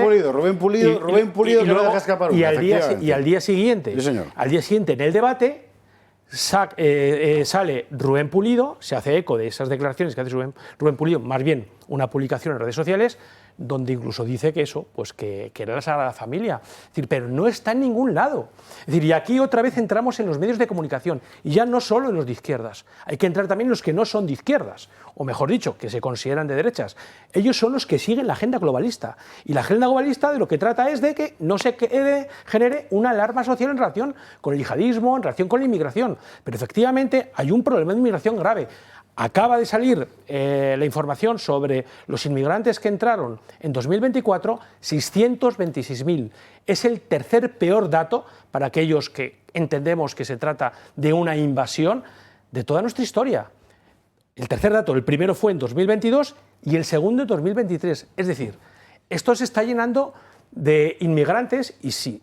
Entran inmigrantes, evidentemente entran yihadistas. Es un caos, pero es un caos que favorece al gobierno, porque si no, no hubiera sido el único gobierno de la Unión Europea que el otro día se opuso a la iniciativa de von der Leyen, que yo no me lo creo, de reproducir las políticas de inmigración de Meloni, ¿no? Claro, lo que se trata es de convertir en legal la inmigración ilegal. Pues estamos muy bien. Y aún así votó en contra del gobierno español de Marlaska.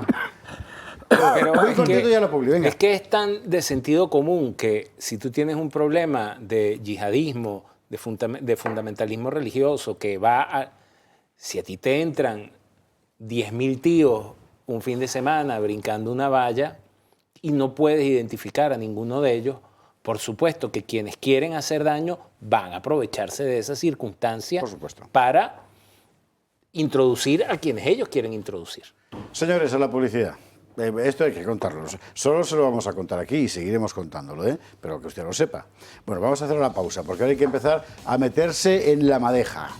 Que si Santos Cerdán, que si la Sumelzo, que si Forestalia, que si el Fernández y la SEPI, estos Fernández no son muy amables, que todo el mogollón. Y luego, claro, dentro del informe de la UCO sobre los hidrocarburos aparece una conversación de la hija de la señora Pano, que dice, el putero se ha enfrentado con el guapo. Sí, ponga usted nombres propios. No, y dice Publi, más, a la vuelta lo vemos, venga. 23-13, 22-13 en Canarias. A ver si conseguimos organizar toda la información que ha aparecido sobre corrupción hoy, cuando tantas cosas han estallado. Por cierto, le cuento el Pleno de Palma de Mallorca ha decidido declarar a Pedro Sánchez persona non grata. Era una propuesta de Vox que el PP ha respaldado, albricias. Y Palma de Mallorca declarará a Pedro Sánchez persona non grata, lo cual pues nos congratula, y a ver si cunde el ejemplo, porque lo que está apareciendo, vamos a ver. O sea, como decía un viejo maestro, para que no le pillaran en querellas, me parece que todos tenemos la certidumbre moral de que Pedro Sánchez es el principal culpable de todas estas tramas. Otra cosa es la certidumbre penal, pero la moral me parece que la tenemos todos, porque nada se explica sin él, salvo que sea idiota y no se entere de lo que... Pero otras cosas, sí, pero idiota, en fin. Lo de la SEPI. Vamos a mostrar una breve exposición y luego ahondaremos en el asunto. Pero lo de la SEPI, esto es como si en la época de Franco el INI se hubiera dedicado a cobrar mordidas por cada fábrica que levantaba. No lo hizo. Quiero recordar. Me van a perdonar un paréntesis. Ellos son muy jóvenes, y usted también, pero yo se lo cuento. En cuanto llegó el PSOE, anunció auditorías de infarto, SIC, con las fortunas del franquismo y no sé qué, no sé qué. Hicieron de todo y no encontraron ni una. Yo ahí lo dejo. Bueno, la SEPI. Que la SEPI se convierte en el centro de la trama de corrupción es algo tan sencillo como esto, es corrupción de Estado, no tiene otro nombre.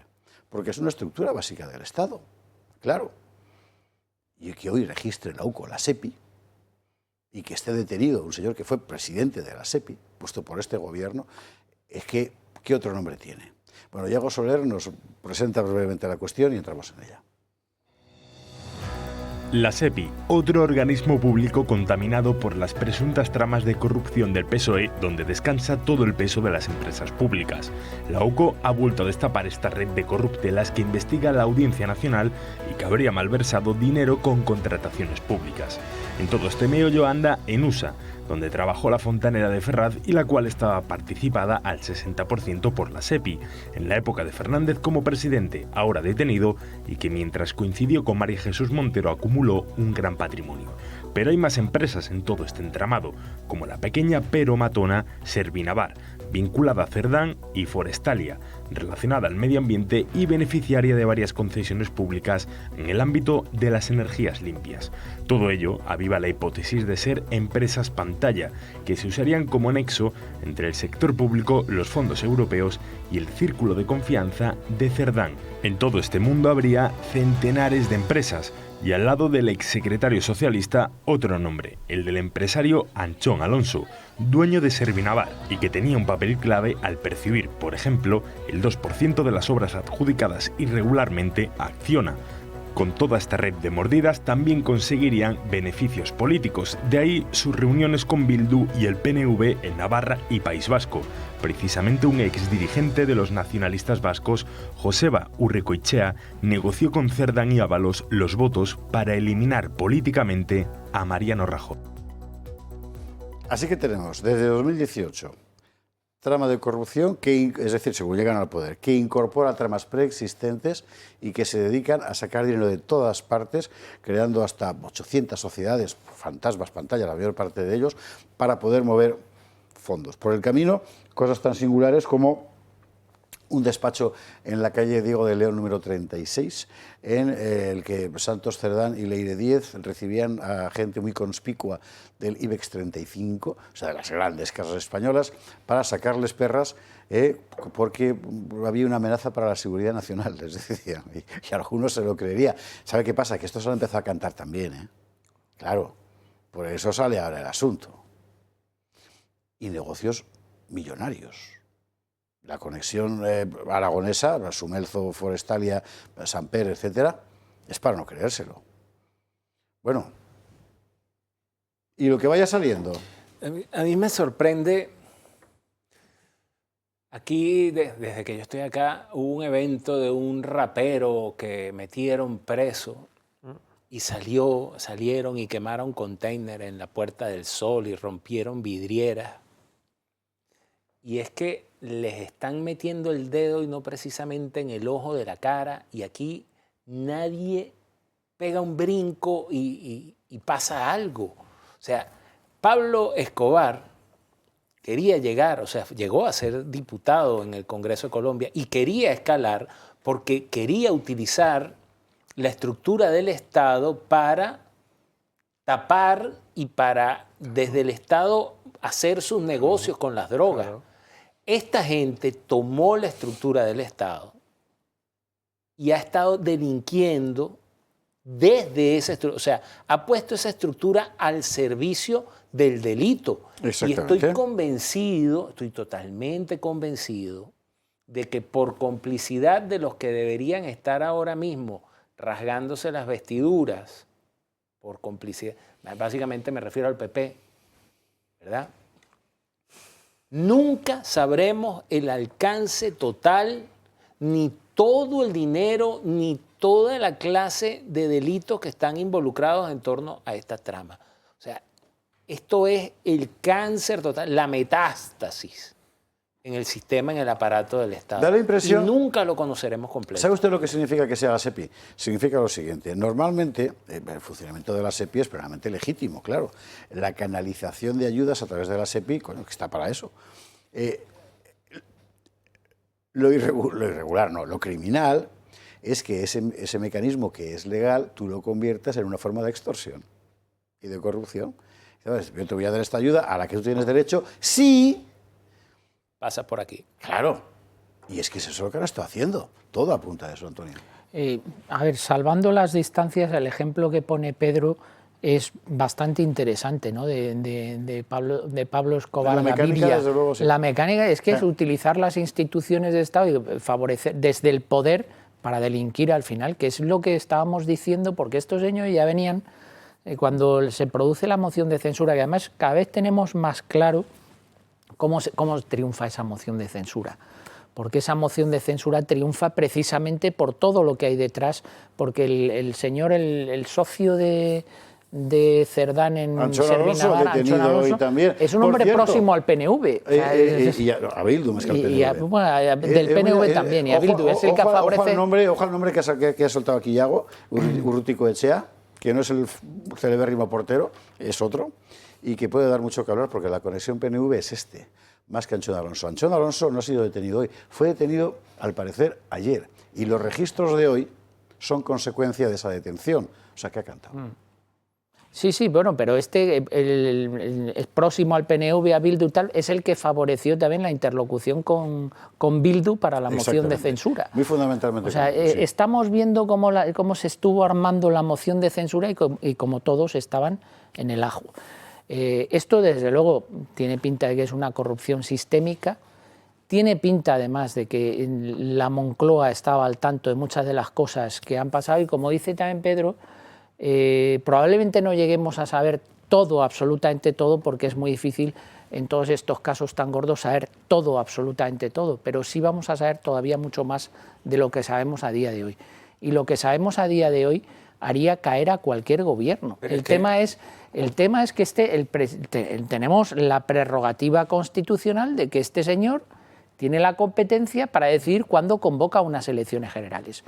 Y no parece que tenga la intención de convocar unas elecciones generales. Porque claro, en este momento, si convoca unas elecciones generales, cuando además su intención, que ya la ha expresado en múltiples ocasiones, es seguir presentándose a la presidencia del Gobierno y seguir siendo el secretario general del Partido Socialista Obrero Español, pues evidentemente no va a tener una ventana de oportunidad de convocar unas elecciones ni ahora, ni en el primer trimestre del año que viene, ni en el segundo semestre del año que viene. Intentará agotar la legislatura y ya veremos cómo sale del paso, porque él está en eso todavía, él está en salir del paso. Pero ¿cuánto tiempo, y Antonio? Si se le detiene, es capaz de convocar un Consejo de Ministros desde Soto del Real. O sea, la situación es absolutamente insostenible. Nadie podría aguantar una situación como esta, pero el presidente del Gobierno se aferra al poder, que, como decía anteriormente, ya ni gobierna ni hace absolutamente nada. Hoy le han aprobado unas cosas menores en el Congreso que eran importantes para algunos colectivos como los funcionarios, pero a las cuestiones mayores no es capaz de aprobarla y tiene una minoría parlamentaria que es imposible de sostenerse, no tiene presupuestos, no tiene nada, está de corrupción hasta las trancas. Dentro de su propio partido yo creo que ya tampoco domina con mano de hierro como dominaba el partido hace unos meses. Vamos a ver cuánto aguanta, porque el problema es que la degradación institucional que está sufriendo este país es difícilmente corregible. Lo que nos tiene que servir esta etapa tan oscura de nuestra democracia es para saber que los mecanismos de control tienen que fortalecerse. Ahora, también os digo lo que he dicho aquí siempre, nadie resiste la tensión de un gobierno como el que tenemos en la actualidad, cuando se quiere saltar todos los controles y cuando quiere ir por otra trazada que no es la de la legalidad precisamente. A ver, es que yo te escucho, pero seguramente que si te hubiera escuchado hace 8 meses te hubiera escuchado decir lo mismo. Sí, decir, probablemente. Que este gobierno bueno, me llevo desde el 2018 claro, diciendo lo mismo. Y lo llevamos diciendo todos. Es decir, que este gobierno es insostenible, que es la puntita al iceberg y cada vez es menos puntita porque cada vez se ve que hay más ahí debajo, pero sigue así. Y él sigue donde está y va a seguir donde está. Sí. Yo lo llevo sosteniendo pues desde que me preguntan sobre el tema. Y no tengo ninguna duda de que va a seguir hasta el final. Es decir, aunque tenga este resultado real, si le dejan. Pero para mí la pregunta es, ¿dónde está también la oposición política? ¿Dónde está el partido hegemónico? Porque el otro día se habló mucho a propósito de la ausencia de Vox en el Día de la Constitución y yo la aplaudí. ¿Por qué? Porque se trataba de demostrar que lo que está sucediendo no es normal, de que lo que está sucediendo es completamente anómalo. Pero tú tienes que demostrarlo. Hoy aplaudían algunos medios, por supuesto cercanos al Partido Popular, el perfil bajo que está dando el Partido Popular en este tiempo y que le está viniendo muy bien. Hombre, no sé si le está viniendo muy bien, porque está Vox comiéndole la merienda y otros, ¿no? Pero no está cumpliendo con su deber. Es que hablamos, bueno, ¿qué tiene que hacer, decía Pedro, el gobierno para que la gente salte como saltó con aquel rapero? Bueno, los que salieron a las calles eran gentuza de extrema izquierda, que salieron a romper el mobiliario, quemar los bancos, como buenos batasunos que eran. La gente de derechas o llamada derechas, para mí, de una manera absolutamente incomprensible, defienden la ley y el orden, aunque esa ley y ese orden consista en el mayor de los desórdenes y esté acabando con la clase media y con la clase trabajadora, ¿no? Porque nos están arruinando. Pero lo cierto es que son así. Somos así, pero lo que hay que decirle a la gente que lo que está ocurriendo es completamente anormal.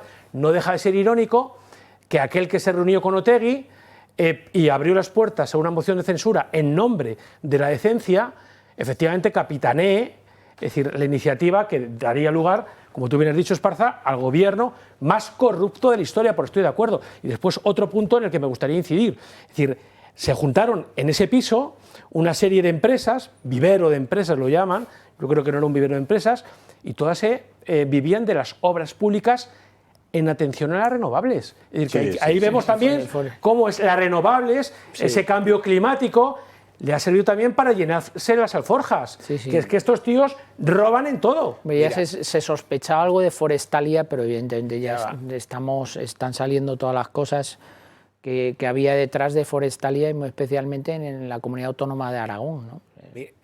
Mire, hay un partido mayoritario, ¿verdad?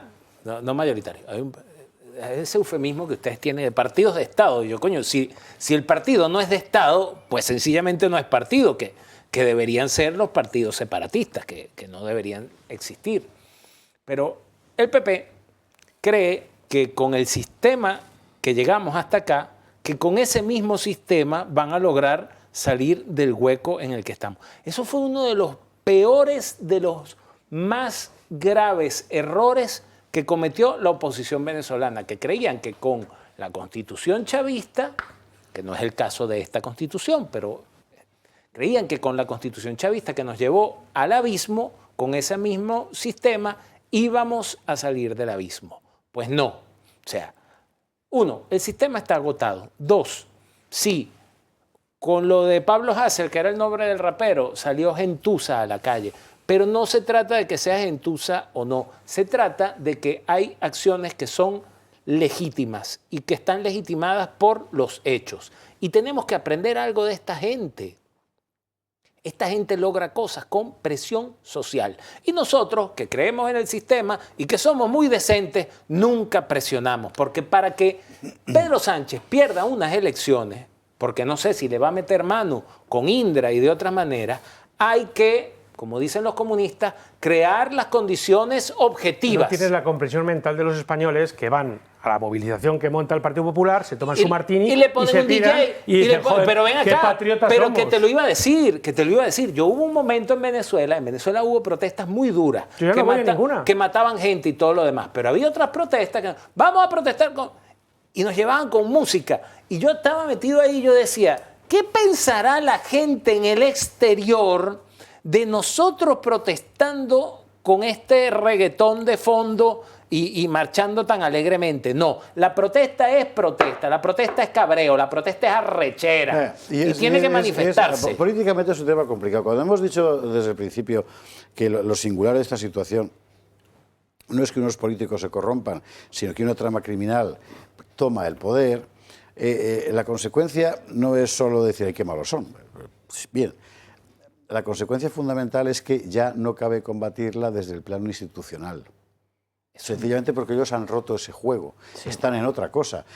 Cualquier gobierno dimitiría, porque por supuesto cualquier gobierno normal, pero es que esto no es eso, es que esto es otra situación. Por lo tanto, la respuesta, yo no digo que sea fácil, me parece que es difícil de narices, pero por tanto la respuesta tiene que estar, digamos, extrainstitucional, no digo anti, digo extra.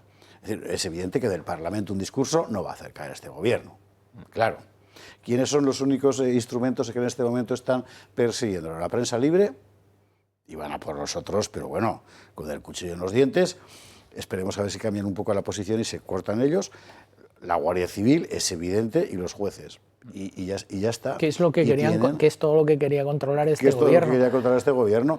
Y oiga, es muy difícil saber cómo acabar con esto. Yo me pongo en la posición del partido hegemónico, como ha dicho Óscar. Y no es fácil. Creo que no sabría qué hacer y desde luego estoy convencido de que Feijóo es el que menos sabe qué hacer. Nuevo informe de la UCO esta tarde con el tema de hidrocarburos. El tema de hidrocarburos es terriblemente grave porque implica muchas cosas al mismo tiempo. Política internacional, partidas ilegales de petróleo venezolano, venta ilegal de las mismas y además tolerancia oficial para hacer un fraude del IVA, pero de cientos de millones. Entre las conversaciones, pues una cosa tan divertida como, vamos a ver, uno de los titulares, la trama de hidrocarburos compró Ábalos por 1 millón de euros. ¿Fue solo 1 millón para Ábalos? Pues me va a permitir usted que lo dude. Luego hemos sacado deliberadamente el titular del País. Pues sí, le invito a usted a ver otros medios. Digo el del País porque es un medio abiertamente progubernamental. Pero hay cosas que ya no puedes callar. Las conversaciones que salen en ese informe de la UCO de la gente que estaba alrededor de la trama, es decir, el mundo Aldama, el mundo Pano, etcétera, claro, es una organización criminal, pero tocando el Ministerio de Hacienda, al de la señora Rivera, al de la señora Maroto, porque sin ellos no habría sido posible esto. Entonces tú puedes seguir pensando que todo esto ha pasado sin que lo vea Sánchez.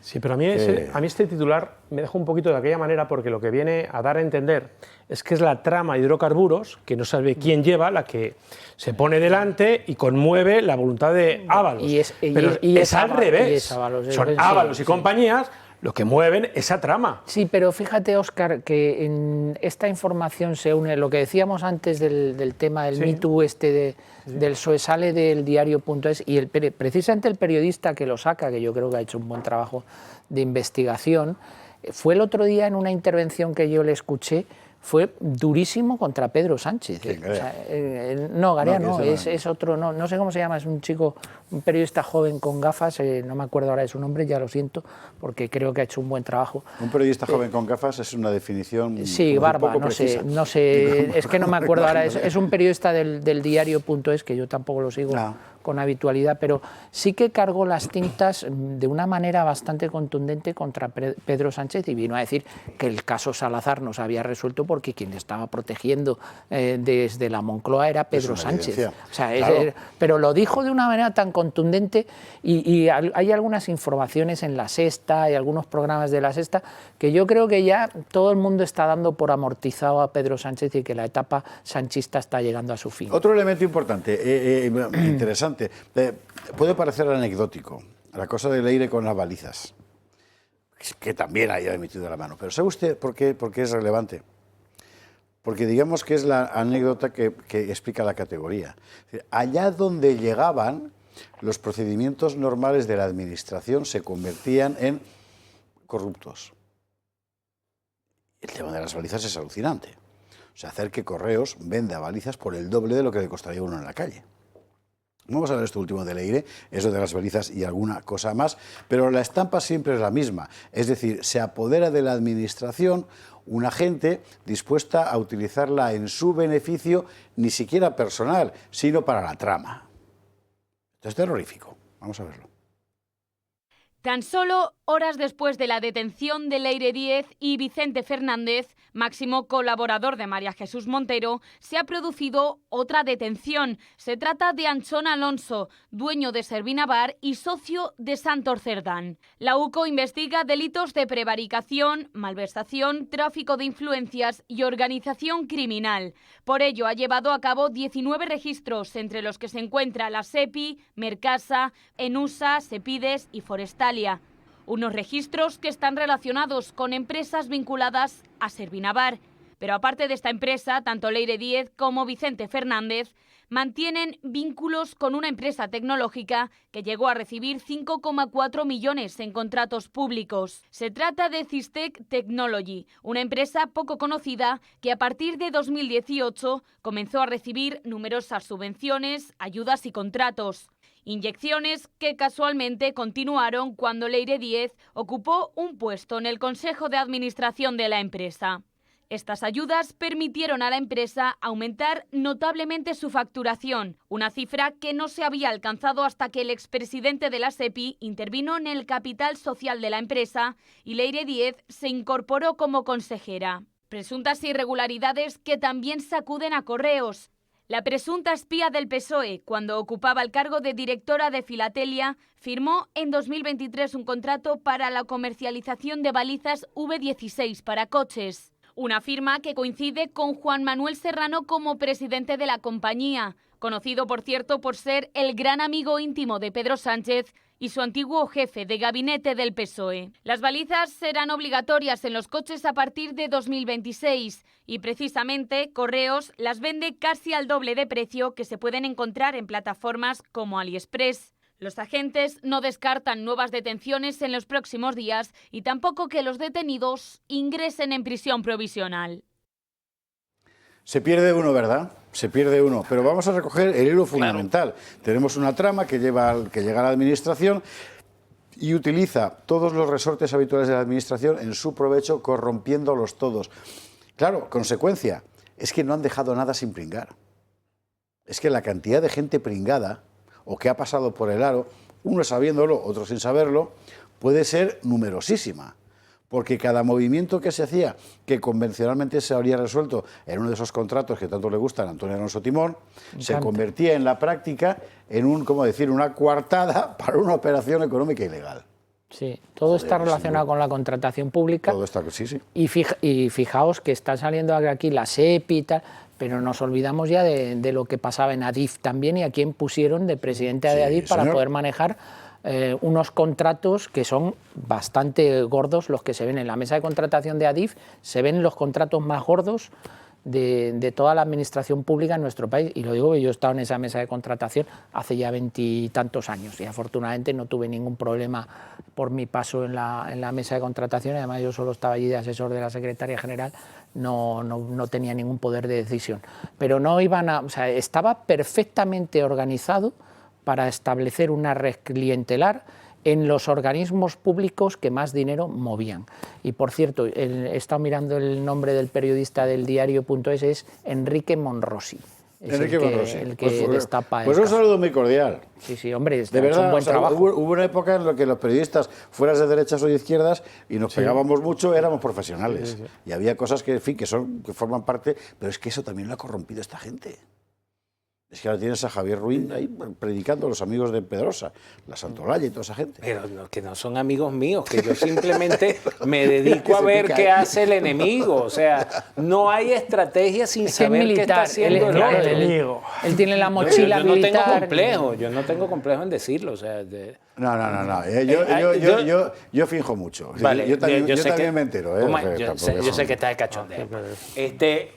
A mí hay algo que me sorprende y es que, yo lo he dicho aquí al inicio del programa, delenda PSOE est. O sea, el PSOE debe ser aniquilado. Aquí están creadas todas las condiciones para que el partido que lidera, que coyunturalmente es jefe de la oposición, estuviese al asedio, o sea, al voy a acabar con ustedes, que la recomposición del Partido Socialista Obrero Español fuese un periodo agónico de por lo menos 30 años en el cual seguiría existiendo la marca, pero todos estarían como muy avergonzados de ser socialistas. Y que bueno, la socialdemocracia quedaría en manos del PP y la derecha sería Vox. Pero es que no están por la tarea. Tienen miedo, no quieren entrarle al diente. No tienen miedo. No sé si es porque ustedes también están involucrados en una de tantas subtramas y subtramas de la trama. No tienen miedo. Pero era para agarrar y para decir, esto se acabó y para que esto se acabe hay que, metafóricamente, por favor, aniquilarlos. Reventarlos, que diría la izquierda. Que la izquierda dice, pero es que una estructura de esta, la única forma de que no siga haciendo lo que hace es aniquilándola, exterminándola políticamente. No estoy hablando de otra forma, de la aniquilación física. Pero ¿cómo dejarme hablar, chicos, que habéis comido lengua hoy? Sí. Es decir, sí, ciertamente, pero eso cambiaría la esencia del Partido Popular, ¿no crees? El Partido Popular no es eso. El Partido Popular vive instalado en el siglo XX y eso no va a cambiar ni siquiera en el siglo XXII si es que sobrevive. Pero yendo a las balizas, una vez más aparece el número uno. Una vez más aparece el número uno, que es Sánchez. Porque ¿cuándo se produjo el tema de la baliza, la firma de la baliza? Cuando estaba en Correos, el amigo, ahí estaba, que es amigo personal de Sánchez, que se portó muy bien con él cuando Sánchez perdió las primarias, aún con el pucherazo, y ahí ha estado siempre. Es decir, siempre está el número uno.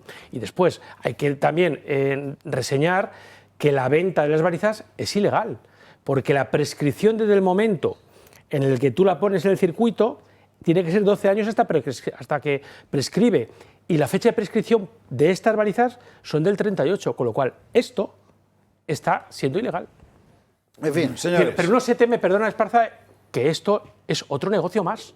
300 millones para las arcas del Estado. No te quepa ¿Habrá duda. mordidas? Claro. No te quepa duda. En fin, bueno, seguiremos informando, porque esto no ha hecho más que empezar. Además, todo se acelera.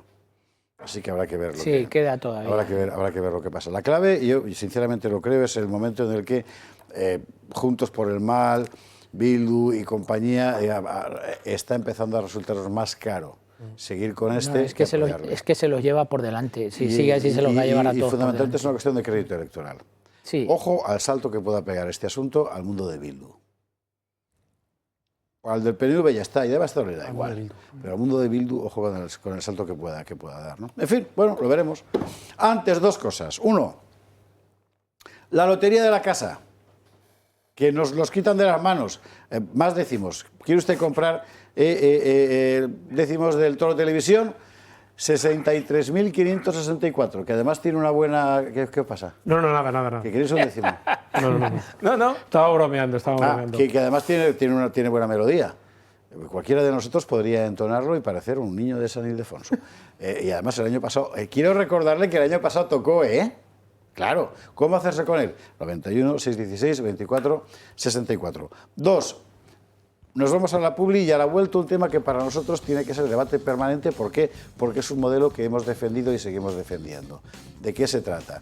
De la posibilidad de abrir a la gestión privada la titularidad de un servicio público como es la sanidad. Eso es interesante, sí. Y es un tema muy importante. Muy interesante. Lo que ha pasado en el Hospital de Torrejón, ya hemos visto que es una burda manipulación, pero hay una cosa clara. El tipo dijo lo que dijo. Yo tuve la posibilidad de hablar estos días con los responsables originales de Ribera Salud. Digo originales porque la empresa es una empresa muy grande, allí había una firma americana que era Center Corporation, que se quedó con la mayor parte y ahora es francesa. Lo compró una compañía francesa que se llama Vivalto Santé. Ellos son los responsables ahora. Y lo que estos originarios de Ribera me decían era lo siguiente. Para nosotros es una gigantesca decepción, porque nosotros pusimos en marcha el modelo de gestión privada de un servicio público porque creemos en lo público. Claro, porque creemos en que ese derecho que tiene el ciudadano tiene que ser atendido. Y es más barato, rápido y eficaz hacerlo con una gestión privada, y esto es una evidencia, que con una gestión pública. Si la gestión privada olvida que lo que está gestionando, que es lo que ha pasado en este caso, entonces el modelo deja de ser. Es así. Es así. Del mismo modo que un servicio público deja de ser servicio si se convierte en una máquina espantosa que te avasalla y te hace la vida imposible, cosa que en los servicios públicos españoles pasa, en fin, ¿qué le voy a contar? También este modelo puede fallar. Y me parece que es un debate muy importante a tener en cuenta. Pausa para la publi y a la vuelta. 23:49, 22:49 en Canarias, recta final del gato, y no queremos dejar de tocar el tema sanitario, es importantísimo. Y cuando empieza la campaña de la izquierda contra el modelo de gestión privada y tal, usted sabe que hay muchas comunidades del PSOE, bueno, hay pocas comunidades del PSOE, pero en fin, comunidades autónomas gobernadas por el PSOE ahora y antes, que tienen este modelo, sencillamente porque es más práctico y más útil. Bueno, vamos a verlo un poco por encima y ahora discutimos la cuestión. Ofensiva política por la sanidad continúa y ahora el foco vuelve a situarse en la Comunidad de Madrid. Mónica García, la ministra de Sanidad, lleva días criticando el modelo de colaboración público-privada del Hospital de Torrejón y acusa a la Comunidad de Madrid por falta de control. Va incluso un paso más allá y anuncia la derogación de la ley que permite la gestión sanitaria mixta. Una decisión que no solo afecta a Madrid. Un informe reciente revela que varias comunidades gobernadas por el PSOE utilizan modelos muy similares. Según un informe del propio Ministerio, la presencia del sector privado en la sanidad pública ha crecido de forma sostenida durante 2 décadas. Lo que antes era un recurso excepcional, hoy, aseguran en el informe, es un pilar estructural. Los datos son claros. En 2011, 106 hospitales privados formaban parte de la red pública y en 2023 ya eran 145. Un aumento cercano al 37%, casi un tercio del total, depende de alguna manera de la gestión privada. El informe ha dejado en evidencia a territorios afines al Gobierno, y es que cada vez más camas y más quirófanos del Sistema Nacional de Salud se encuentran en hospitales privados, pero trabajan para la sanidad pública mediante conciertos, especialmente en Cataluña y en Navarra, territorios en manos del PSOE. Precisamente en la región gobernada por Salvador Illa, el 58% de los hospitales públicos dependen de la gestión de organismos privados, mientras que esta situación solo ocurre en el 14% de las camas hospitalarias en Madrid. Pero es una cuestión eminentemente práctica y me parece que tenemos que ir olvidando ya esa manía de ver las cosas desde el punto de vista PP-PSOE. O sea, para que oiga que esto es un derecho ciudadano. Y de lo que se trata es de que el Estado ponga los medios para que ese derecho se atienda de la forma más satisfactoria posible. Y si uno no llega por sí mismo, que lo encargue a otro que lo pueda hacer. ¿Qué tiene de malo? Al revés. Pero bueno, en fin, brevemente, por favor. No solo tiene de malo, sino que tiene muchas cosas positivas y yo creo que la mejora en la calidad de la sanidad pública en nuestro país, porque todos estos hospitales privados también pertenecen a la red pública de salud de nuestro país, ha mejorado convenientemente. El ejemplo paradigmático es Madrid. La sanidad madrileña es una sanidad muy buena y ha mejorado y ha ayudado al sistema público de salud la gestión indirecta, que es así como se llama la modalidad de gestión indirecta, que primero es perfectamente constitucional y está prevista en nuestra Constitución, una externalización de la sanidad, un modelo de gestión indirecta, que no una privatización, que eso ya sería otra cosa y sería más discutible su constitucionalidad. En segundo lugar, es perfectamente compatible, y no solo compatible, sino que respeta los criterios de la Unión Europea para la prestación de los servicios públicos, tanto los SIG, los servicios de interés económico general, como los SIG, los servicios de interés general, donde prevalece un aspecto más social que el económico, como es en este caso.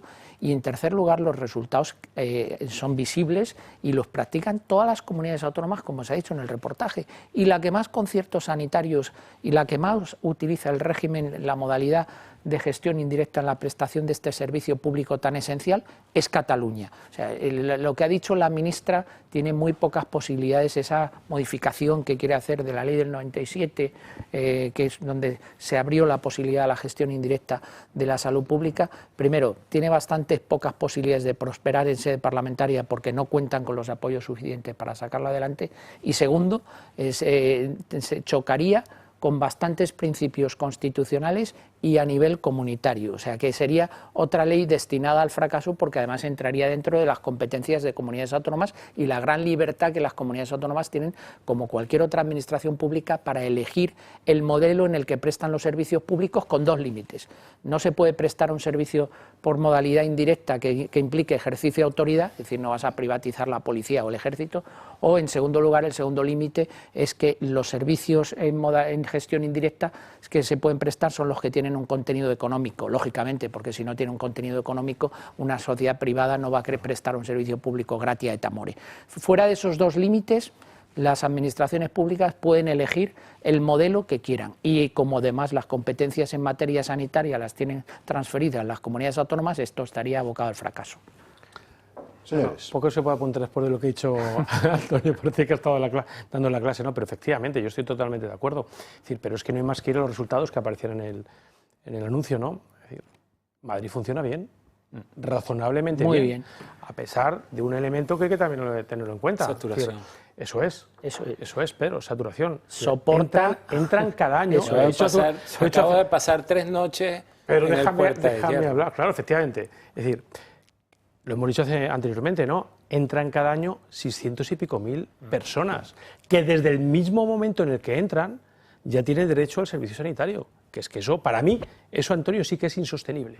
Y yo creo que hay que darle una vuelta al sistema, porque no puede ser. Y esto, Pedro y yo lo hemos hablado en privado. Y Pedro no es de aquí, pero lo entiende perfectamente.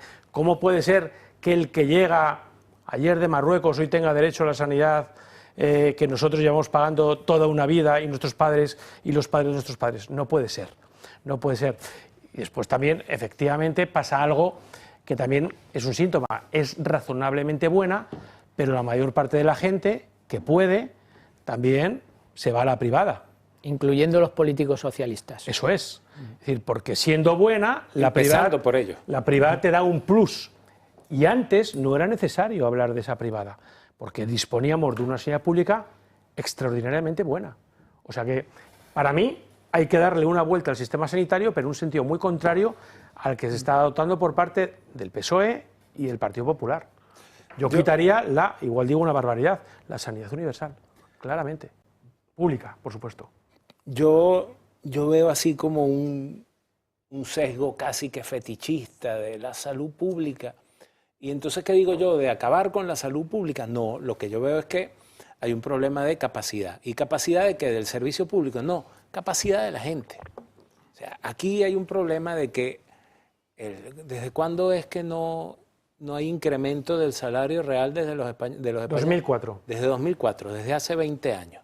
Si la gente tuviese la capacidad de mantenerse y poder elegir, ¿verdad?, sin dejar de cotizar, pero de repente no tendríamos que cotizar tanto. Si la gente tiene la capacidad de comprar una póliza de salud privada, los servicios públicos serían mucho más eficientes. ¿Por qué? Porque tendrían muchísima menos demanda. Y tú pudieses hacer inversiones mucho más acertadas para que ese servicio fuese aún mejor. Pero entonces, la situación de ir precarizando el salario y por ende la calidad de vida de las personas hace que cada vez más necesites tú de la sanidad privada. Yo digo, si yo tengo una póliza o un servicio de salud privado y tengo, Dios no lo quiera, un accidente en la moto, yo a la vez pago no el exabrupto que le cobran a un autónomo, sino que pago una cuota estándar mínima, porque no soy usuario de la... Entonces, ¿qué pasa? Me recoge una ambulancia, me lleva al hospital público y me estabilizan y dicen, mire, este tío tiene un seguro con tal compañía. Vale, ya está estabilizado, trasládenlo a su clínica. Entonces, yo soy un usuario menos que sí tengo derecho a la salud pública, pero yo he optado por utilizar otra. Entonces, hay una obsesión casi, una fijación fetichista con la sanidad pública, y de eso se agarra el discurso de una señora como esta, como me mamó. Bueno, lo que pasa es que médico y madre Mónica. ¿Cómo es? Lo que pasa es que determinados productos, Pedro, y tú lo sabes bien, es decir, que si lo haces a través de la sanidad privada no te lo puedes permitir. Hay pastillas que te cuestan 3.000 euros. Entonces, ya que tú pagas la sanidad pública, tienes que tener derecho a acceder. Claro, pero ven acá, pero es lo que te estoy diciendo. Si yo cotizo, ponle tú mensualmente 60 euros por un servicio que nunca utilizo, porque tengo la capacidad de pagarme un servicio privado. No compensa, Pedro, yo te entiendo muy bien, pero no lo compensa. Y por otra parte... yo no voy a... Ya va, claro, o sea, yo estoy cotizando todo el tiempo y yo no voy a utilizar eso todo. Es en una emergencia. Además, es porque el sistema está diseñado así. Es porque el sistema está diseñado así. Tal vez si nos... O sea, yo no soy especialista en esto, pero tal vez si nos ponemos a pensar un poco más y a repensar las cosas, podemos encontrar una forma de funcionamiento mixto donde el que cotizó menos, por nunca haber utilizado, requiere un tratamiento oncológico ya casi que al final de su vida, o que va a utilizar una sola vez, pero puede usarlo. En todo caso, no es el momento de abrir melones. ¿Por qué? Porque es el momento de cerrar el programa y que se nos está comiendo el tiempo. Pedro Luis, Pedro Santonio Alonso Timón y Óscar Rivas. Muchas gracias a los tres. Saludos muy cordiales a la UCO y a los jueces que están llevando a cabo lo que nadie más puede en este momento: acabar con esta peste que nos gobierna. Buenas noches.